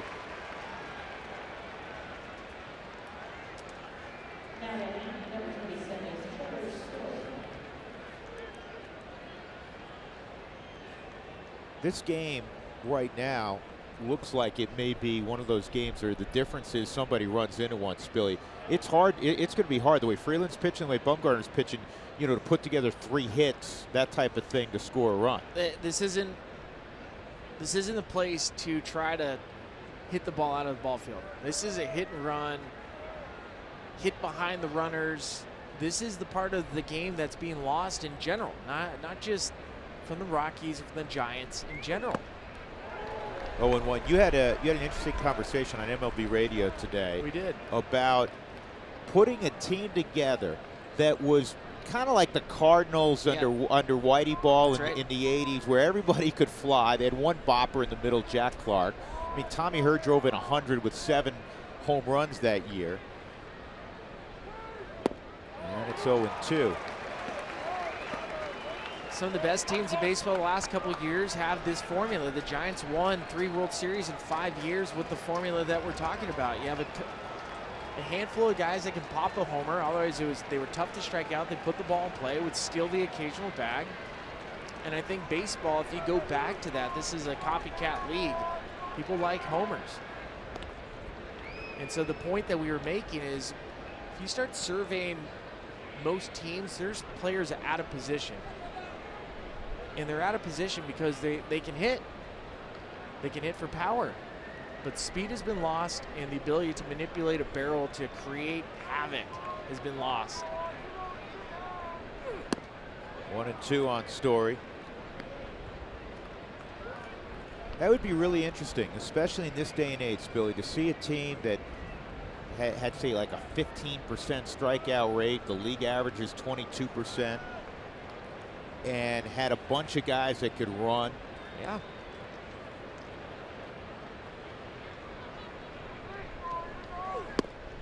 Two and two. It's still, listen. Still got to get on base. You still got to get on base, but it would still come down to what they had on the mound. Yes, no doubt.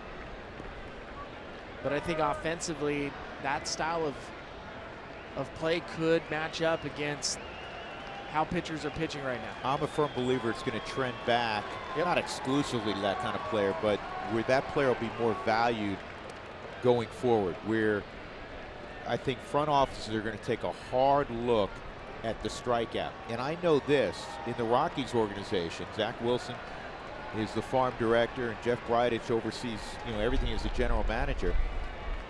They are putting a premium on getting that ball in play at the minor league level. There is a great disdain right now for the strikeout at the lower levels for the Rockies, and we'll see how that plays out with guys that eventually, like yourself, get to the big leagues through the Rocky system. But I think it's going to trend back. Interesting discussion you guys had today. 2-2, runner going, and it's foul back. So Charlie will come back. And see, just the act of stealing a base. You change the defense. You're forcing Brandon Crawford and Joe Panic to ask each other, all right, who has the coverage? You're forcing Buster Posey to think about what pitch to call. Is this a slider count? Is this a fastball count? With the defenses moving, you're forcing the outfield to consider, all right, this guy's moving. What base am I throwing it to? How aggressive do I come to the baseball? All these are having to be in real time. Blackman not going, and a strikeout of Story ends the inning. Middle of 6, still no score in San Francisco.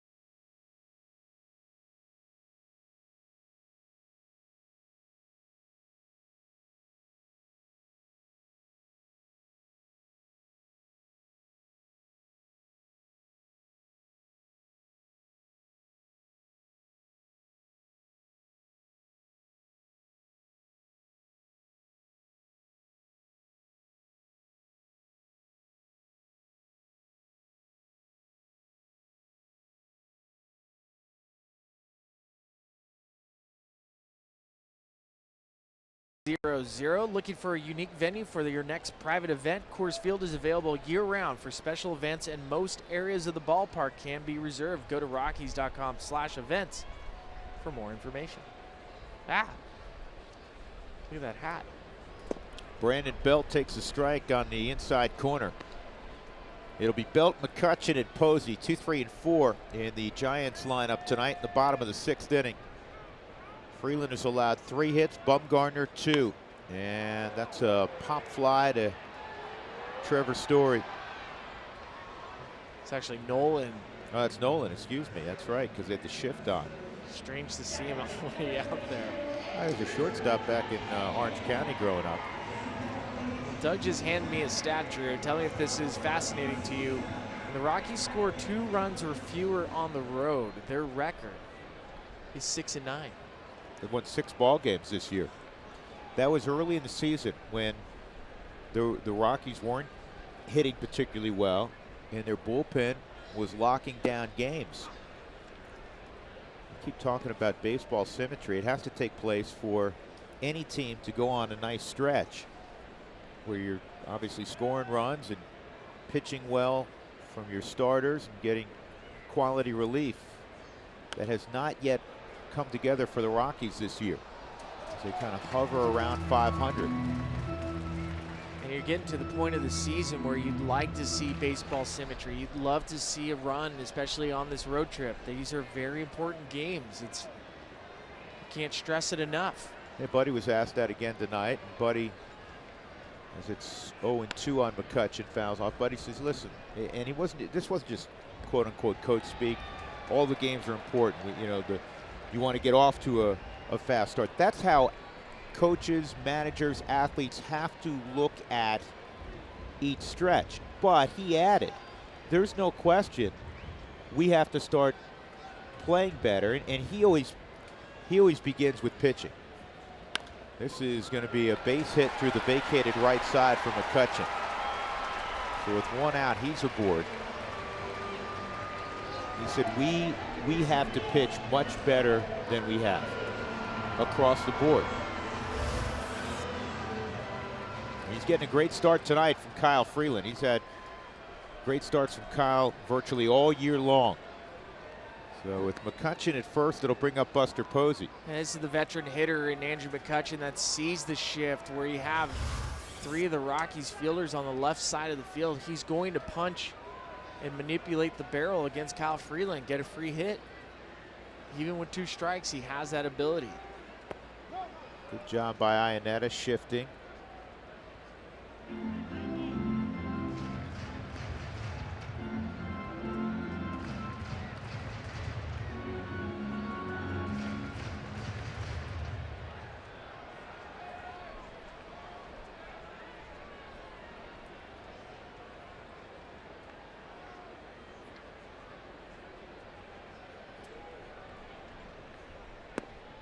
And 2-0.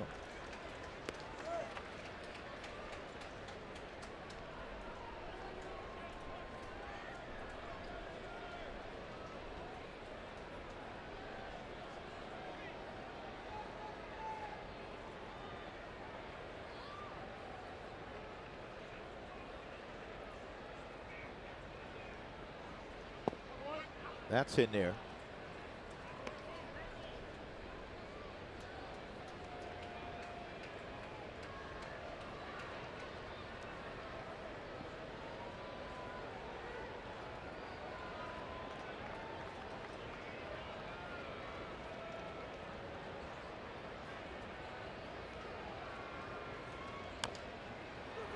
That's a fair ball, and Iannetta has to get the out at first. So McCutchen to second with 2 outs, with Hunter Pence coming up.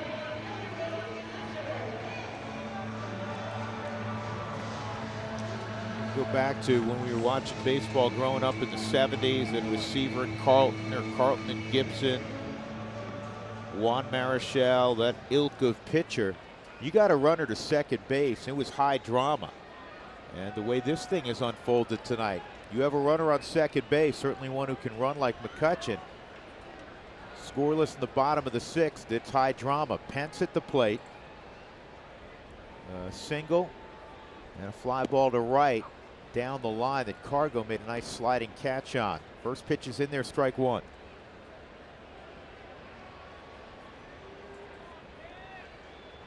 The base hit that Hunter Pence had in the 2nd inning came on a slider.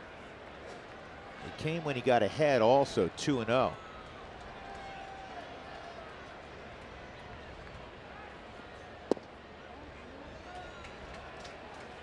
One ball, 1 strike.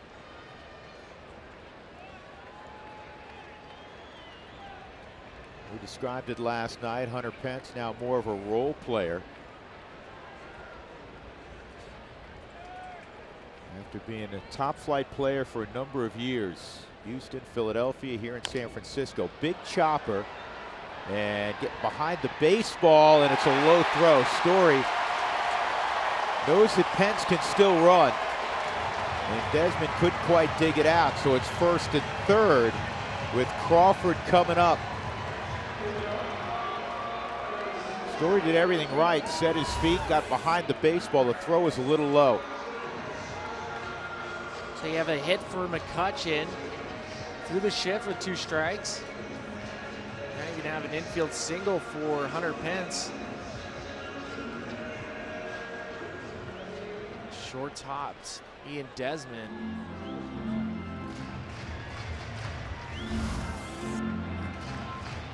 They're going to give Desmond the error for not catching that. Ball's in the dirt. Either way, it's 1st and 3rd. And a tough out in Brandon Crawford. 1 for 2 tonight. He was on base 4 times yesterday. He leads the Giants in hitting at .316 coming in.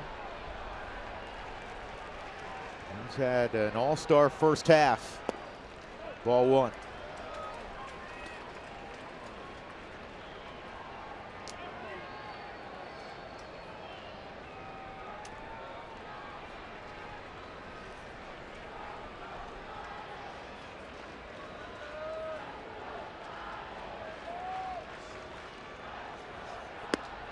good pitch. Challenged him up and in. 1 ball, 1 strike.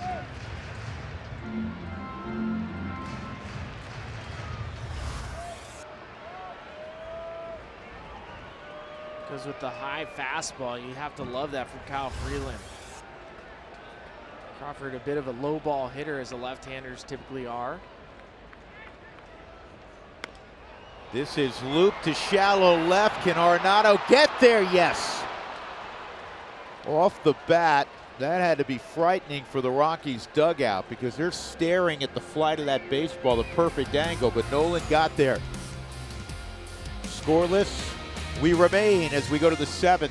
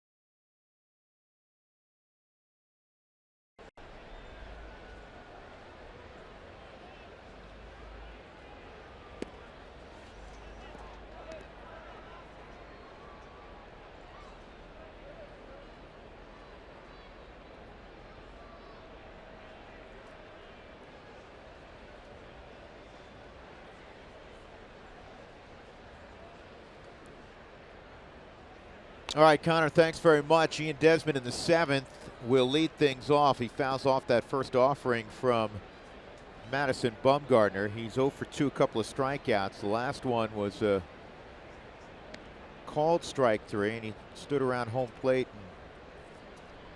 and had a longish conversation with Mike DeMuro and finally had to move on. Otherwise, it looked like DeMuro was getting ready to toss him out. Oh, yeah, he was going to. One more thing said by Ian, if he stayed there longer, he was out. There's a clock. 2. There's a clock that players and umpires respect. Well, you can't argue balls and strikes. You hear that stated by announcers all the time. And I give DeMuro credit for not having the real hair trigger. Excuse me.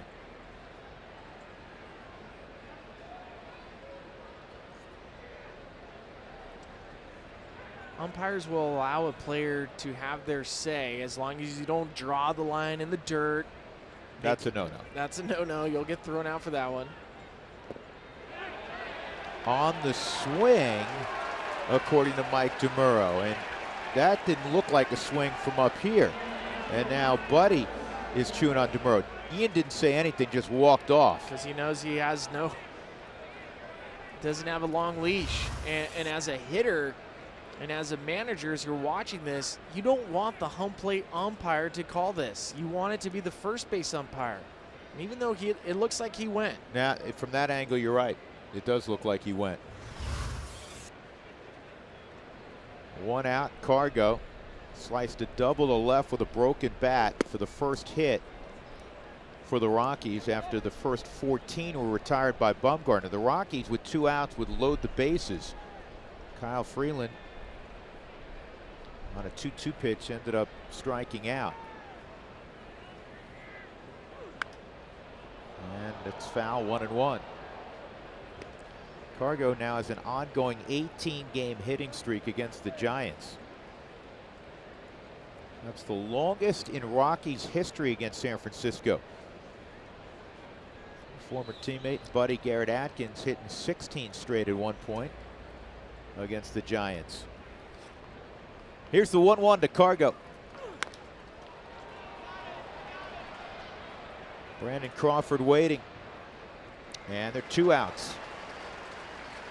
Enjoy flexibility with the ballpark pass. The discounted ticket package lets you choose the games that fit your schedule and redeem from your phone right up until first pitch. Now, if the Rockies are going to win this ball game, they're going to have to turn around those late inning numbers where the offense has been dormant too frequently.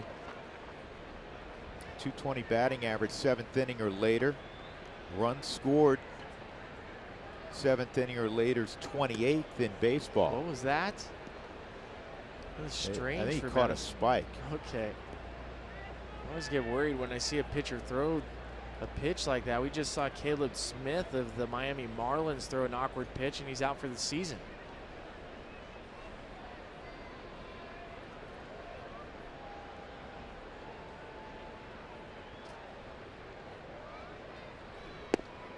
Inetta takes a strike.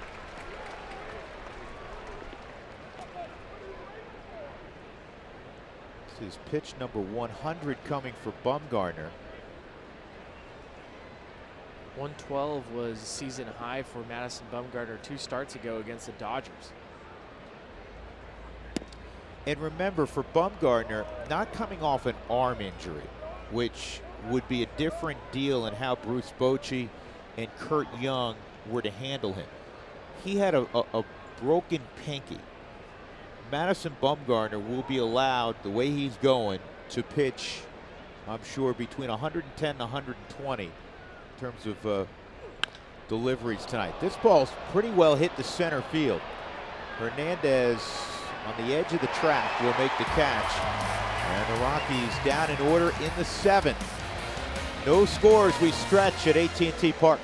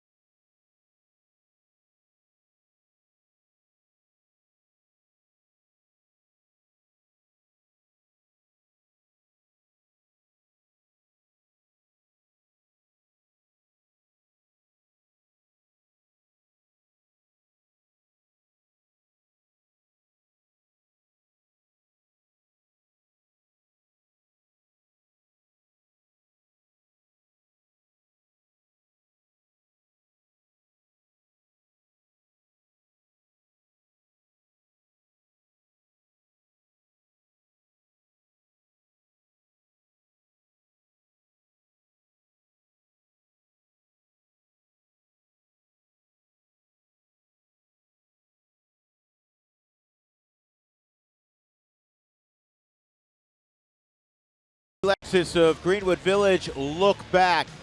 Kyle Freeland's had a spectacular year so far, and he has had a gorgeous evening.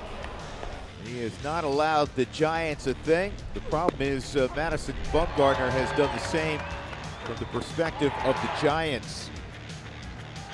7 shutout innings for Bumgarner, 6 shutout innings for Freeland. And he'll begin the 7th, bottom third of the order, and he's at 89 pitches. Here's Sandoval, and that cutter is in. More of a curveball, actually. Ball 1. So Will Smith is beginning to work down in the Giants bullpen, and that clearly was some kind of swing. I don't know. I don't know if it's one that Pablo is particularly proud of, but it's one that will cost him a strike. 1-1. What's great about Pablo, he'll reset. He doesn't care. He plays with a smile on his face every day. Slider misses. 2-1. So is it the end of the line for Mad Bum? Doesn't look like it yet. He's got his BGs on, his batting gloves, which means His batting glove, he only wears one. oh, only one. Okay, he's going to swing the bat, which may not be indicative of him staying in the game. I gotta believe he's staying in the game.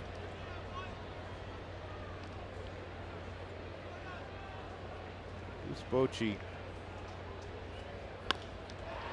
And sharply hit. Story out at first base. Desmond, according to first base umpire Mark Wegner, stayed on the bag. Charlie's running to go see Trevor Story, trying to figure out if it was his belt that rolled up on him as he dove. I mean, this is an incredible play. Sets his feet. Looks like his foot slips on the dirt. You know what? Desi, if he came off, got back down before Sandoval got there. He did come off, but clearly he got back down. Good call by Mark Wegner. And a terrific play by Story. Gosh, he's so good. Panic. Hooks it foul. 0-1. Nice play by a Giants fan. Well, Trevor's still shaking off that play. I'm curious. Well, you know what? Bumgarner, Spilly's not going to continue on because Austin Slater's in the on-deck circle. Yeah, but we also seen Bruce Bochy yeah. gamesmanship right here. Try to get Panic some better pitches.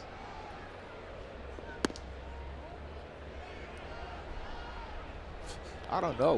With Bumgarner in the on-deck circle, it's not like you're going, hey, come on up here, big boy. Well, Bumgarner's standing down in that tunnel area. Yeah, see, he's still there. He's got 17 career home runs. He's got 4 straight years where he's hit at least 3. 2-1.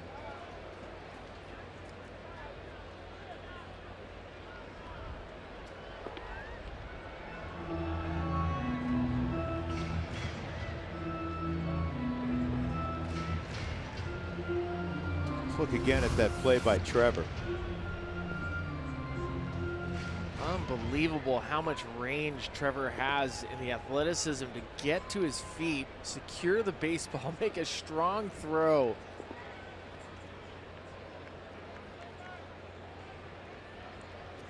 One movement.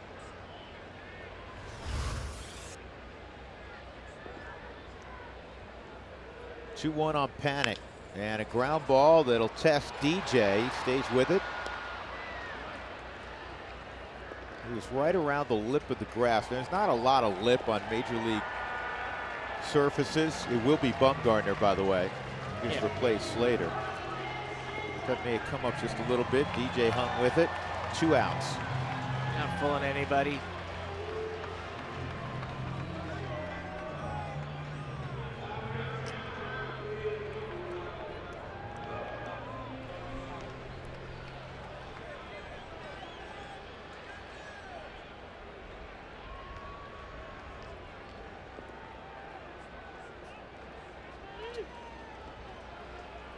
Ground ball to second and a strikeout tonight.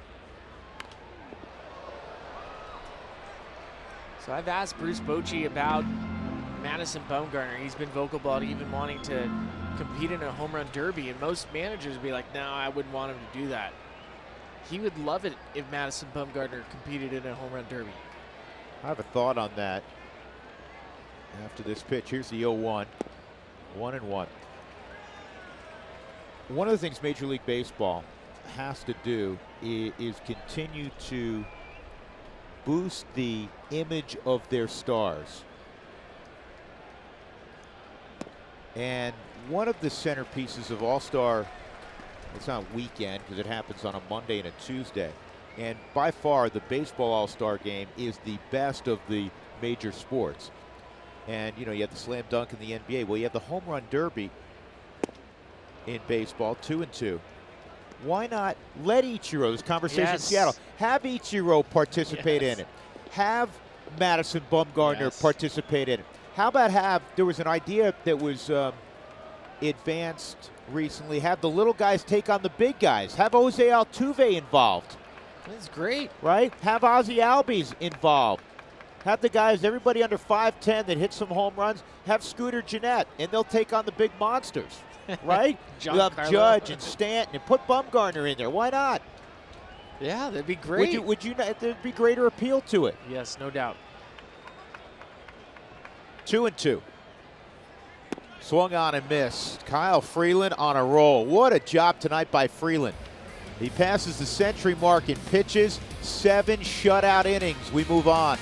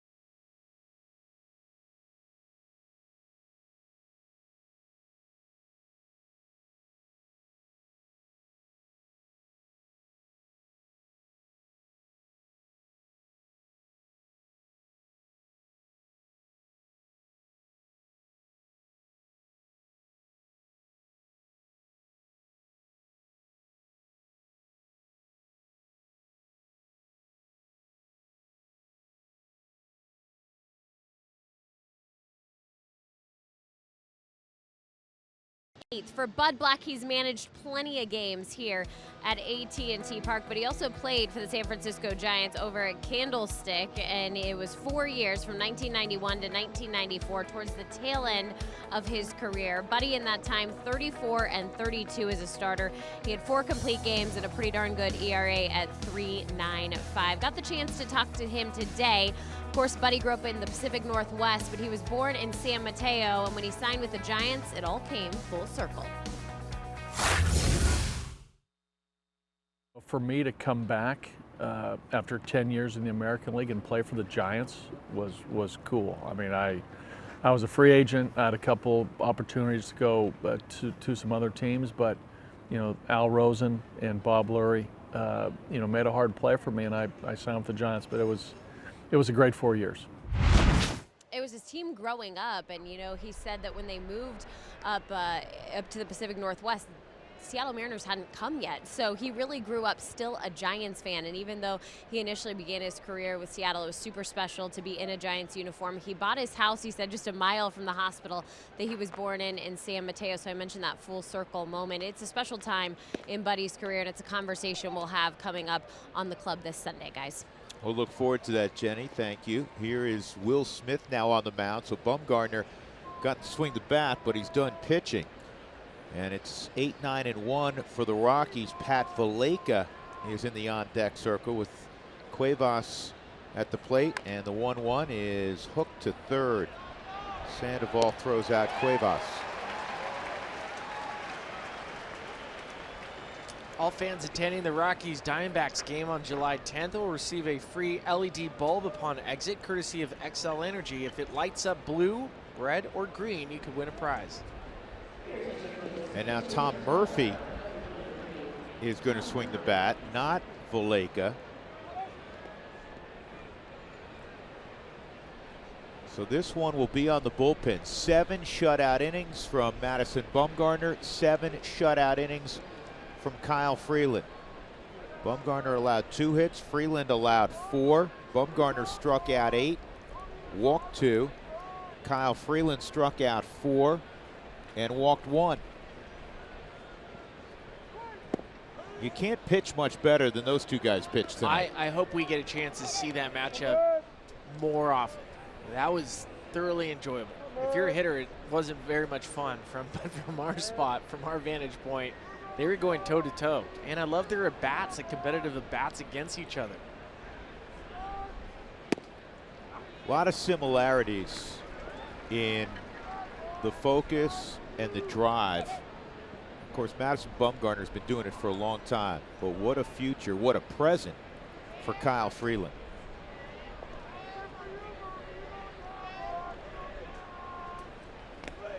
Murphy behind 1 and 2. Well, and think about if you're Madison Bumgarner, how much respect do you have for a Bruce Bochy that lets you go out there, take that final at bat, give yourself a chance to win it. He's not going to pinch hit. Go hit a homer. You want to win tonight's game? Hit a homer off the guy you're facing.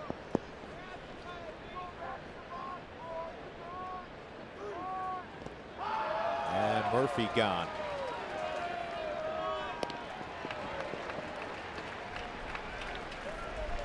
Jenny told you earlier that the Rockies got 2 of their arms back in the bullpen today. 2 guys off the disabled list, Scott Oberg and Mike Dunn, and there is Scott Oberg, so he'll be handling the 8th inning. 2 outs, LeMahieu's 0 for 3.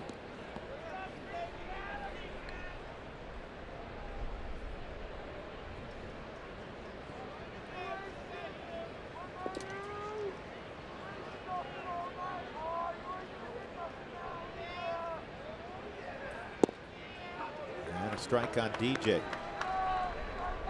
Kyle Freeland tonight, for the 3rd time in his career, has gone 7 or more and allowed 4 or fewer hits without allowing a run. He did his part.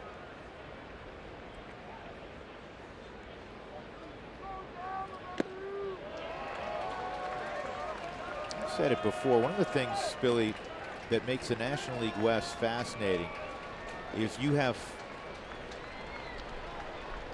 distinctively different ballparks. You have 3 parks that sway heavily toward the pitchers, all on the West Coast, and then 2 that are 2 of the best offensive parks in baseball. Coors Field is the best offensive park in baseball, and Chase Field ain't far behind. This year it hasn't played like it. We've noticed some of the humidor numbers with Chase Field where scoring is down. But if you talk about the best hitter's eye in baseball, Chase Field and Coors Field rank 1 and 2.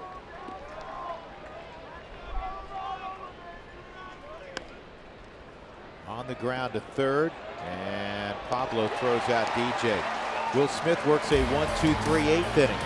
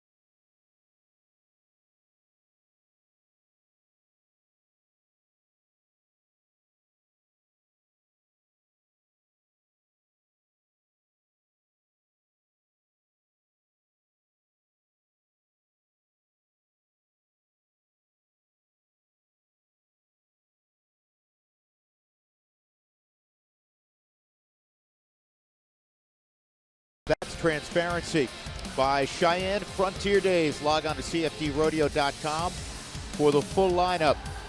And by Wells Fargo. Wells Fargo customers get your 2-for-1 Rockies club level tickets by visiting wellsfargo.com/Rockies.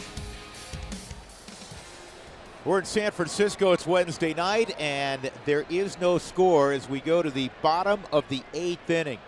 Kyle Freeland, 7 shutout. Madison Bumgarner, 7 shutout. Now Scott Oberg, fresh off the disabled list, and his fastball's outside, ball 1 on Gorkys Hernandez. Top of the Giants order here in the 8th inning. Hernandez 1 for 3. Oberg was on the DL the last 10 days plus with a back strain. And that's at the bottom of the zone, not called a strike. It's 2-0. There's a good chance at some point Demura is going to yell at the Rockies dugout. And that is on the outside corner at the knees. Strike 1, 2-1.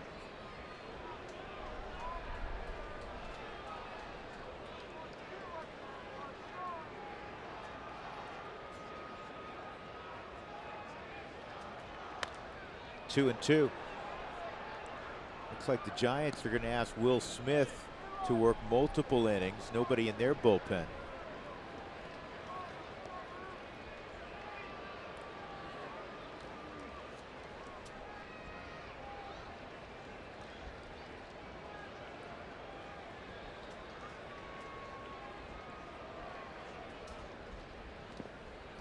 Slider down low, 3-2.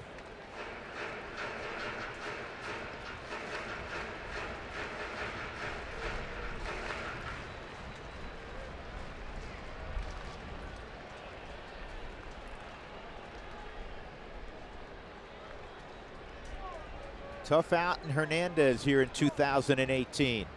And a good pitch and a good fielding play by Scott. That was a really good play. Hernandez runs well. That clears his head. It's going to be a difficult play for LeMahieu. 1 out. Well, we know the back's good, huh, Spilly? Yeah, and that's one way to challenge it. Coors Field is a great place for group outings. We'll take a look at that one more time. Coors Field is a great place for group outings. Groups of 20 or more will receive discounted pricing, scoreboard recognition, and more. Call today for more information. And here's the dangerous Brandon Belt. Fastball for a strike. A lot of tail on that pitch.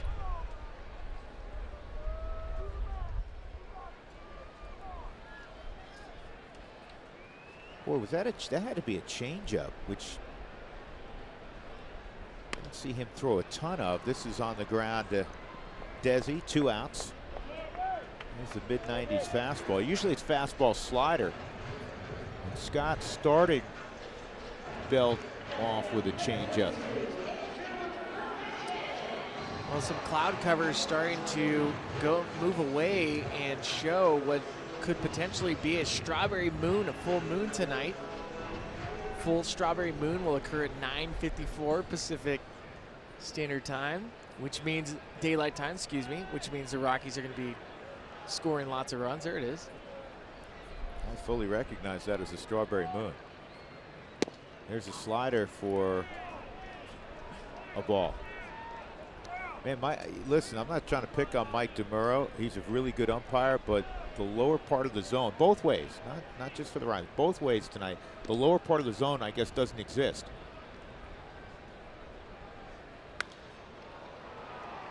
That's a very deep philosophy, not existing. Right? All I know is when that full moon pops out, strange things happen. Strange things are going to happen.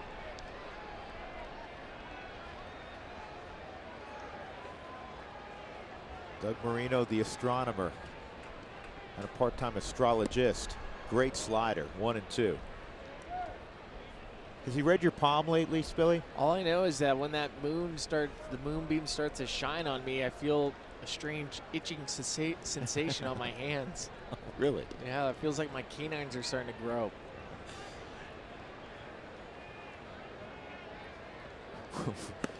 That fastball's just a tad bit high. 2-2. Your canines are growing. Okay. Is that what you said? My once a week question to you, what is wrong with you? Nothing. 3-2 on McCutcheon. Nothing that has been officially diagnosed as of yet. That's right. Bottom of 8. No score. 2 outs. 3-2 on McCutcheon. That's foul. You know, it's interesting. The Giants don't have a personal protector because they now have action in their bullpen. And usually you have a guy who's protecting the catcher's back. There's nobody there. The personal protector's taking it bats. He's taking it bats. He's stepping in. It's all well and good. Is that Nick down there, Hundley? He almost got drilled in the back.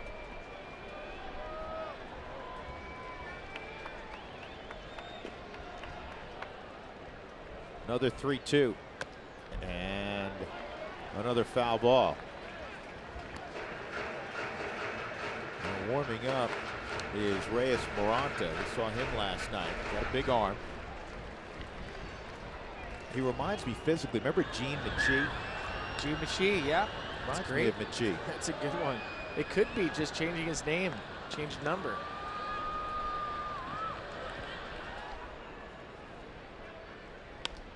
Boy, that's a good pitch.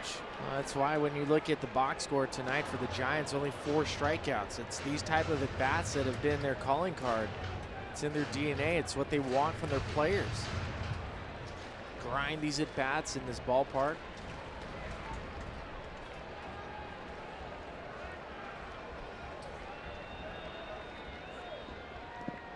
And he went slider, and McCutcheon with 2 outs will walk. And that'll bring up the ever popular Buster Posey. Posey tonight 0 for 2 and a walk.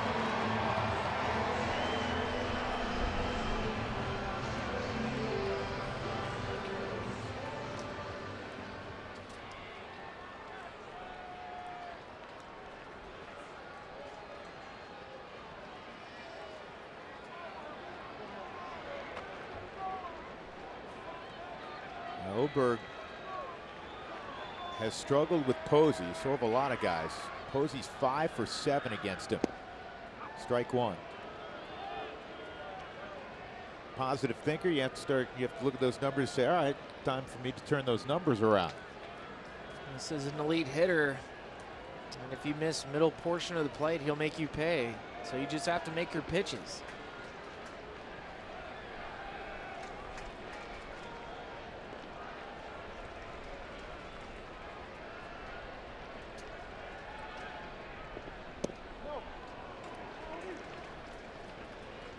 A ball and a strike on the former Florida State star. By the way, Taylor McGregor not able to scream Suey Pig tonight. Pig Suey, whatever, because Arkansas was up 3-2 in the 9th inning, and Oregon State scored 3, so they'll play the championship game tomorrow. This is to right field. Cargo is there, and that puts down the 8th inning. The Rockies left Charlie Blackmon to lead it off in the top of the 9th. We are scoreless.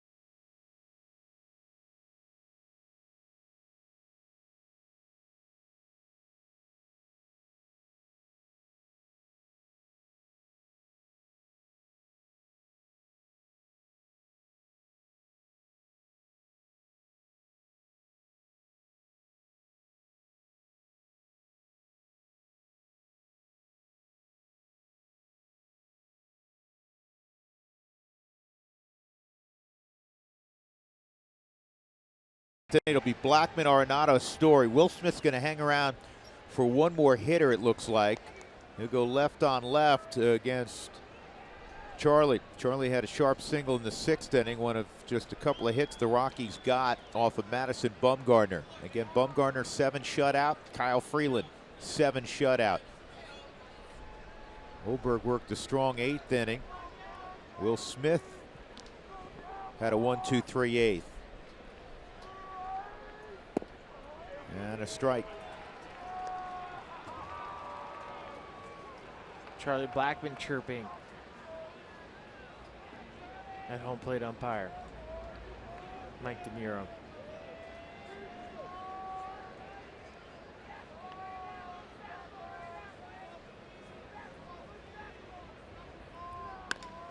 Center field.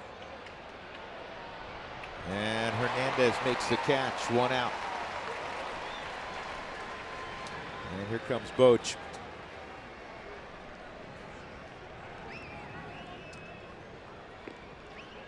So Reyes Moranta will come in.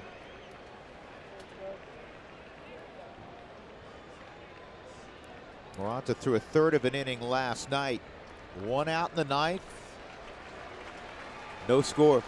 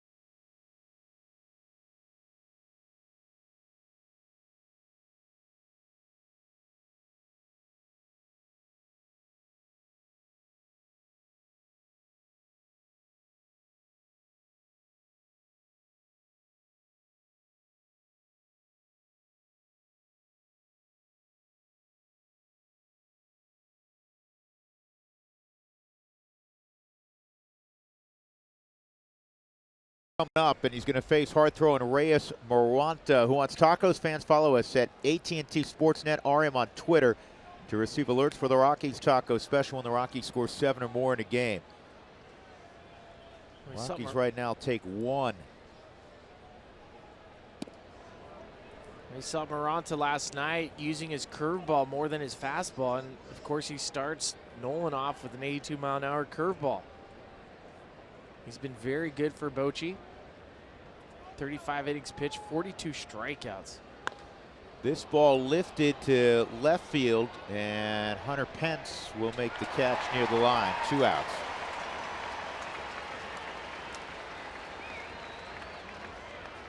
That'll bring up Story. Pop out, a fly ball to center, and a strikeout swinging. Nolan's been so close tonight. Fly ball to center field. The ball that hooked just foul. Yeah, that was a hold your breath moment for the Giants. The ball that Spilly's talking about, Nolan back in the 4th inning hit one down the line. There was clearly a home run, but it was on the wrong side of the foul pole by just a couple of feet. It wasn't a lot.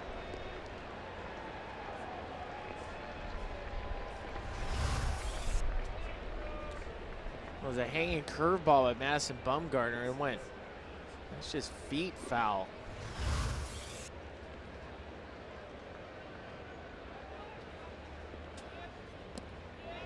Story hold up.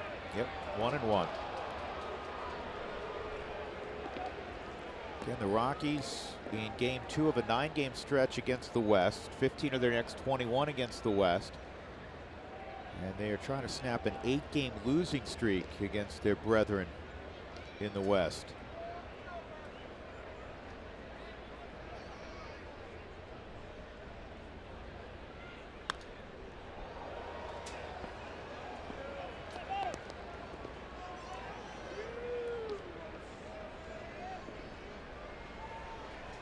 Best scoring opportunity for the Rockies came in the 5th inning with 2 outs. They had the bases loaded. It was Kyle Freeland at the plate. He struck out against Bumgarner. This is on 1 hop to second, and the Rockies are done in their half of the ninth. No score in San Francisco.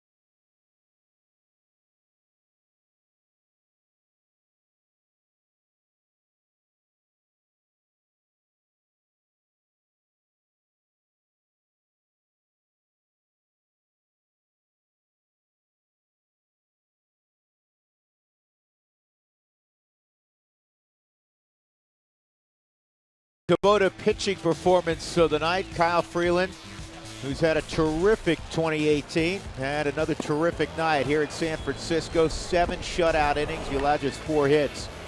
Struck out 4, walked 1 in 104 pitches. It's on the bullpens now. Scott Oberg threw a very fine 8th inning, and he'll have the baseball here in the 9th initially. Hunter Pence, Brandon Crawford, Pablo Sandoval. Harrison Musgrave is up for the 2nd time tonight. Fastball on the outside corner. Strike 1. Pence singled back in the 2nd inning. He's 1 for 3 tonight. And it's handled by Scott. And the former UConn star has Pence. Here comes a pitching change. Buddy is going to go left on left here. Gotta love these games here. And Boach just did it. It was the other way around. He had his lefty face Charlie and then brought in a right-hander in Maranta. And now the left-hander, Musgrave, will come in to face Crawford in the 9th.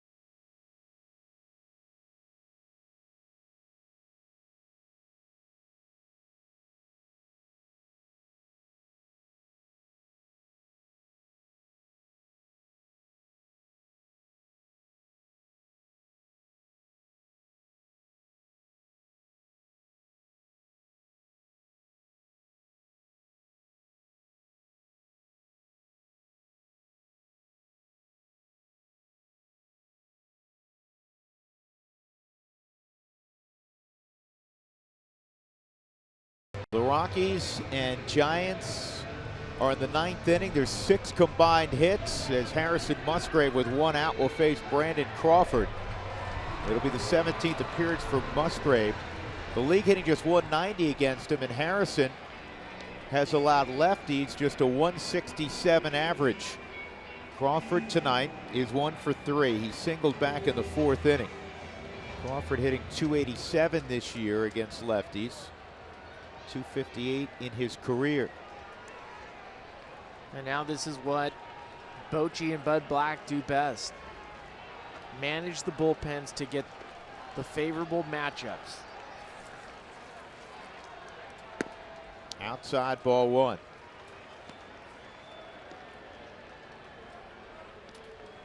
Yency Almonte just jogged down to the bullpen.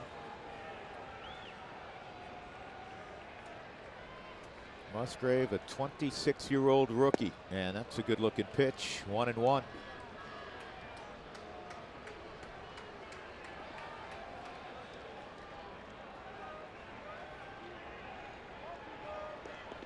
And 167 average, lefties 5 for 30.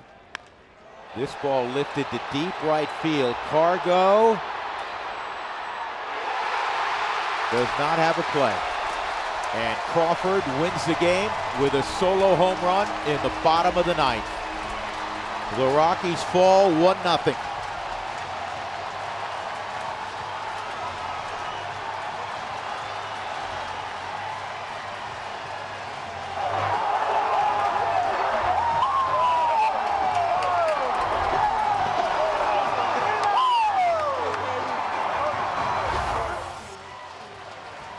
On the Subaru Supremo, a hanging curveball right down and in to Brandon Crawford. Off the bat, it looked like Cargo might have a chance.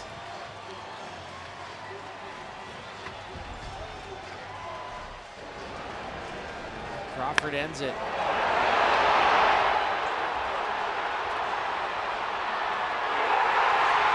Just far enough. Yep, just far enough. And now the Rockies have lost 9 straight in the West. 2 one-run losses here in San Francisco. They got a great start tonight from Kyle Freeland. But again, it's the Giants who celebrate. 1-0 on the home run, the 9th this year by Brandon Crawford, as we go to our Denver studios. And here's Connor.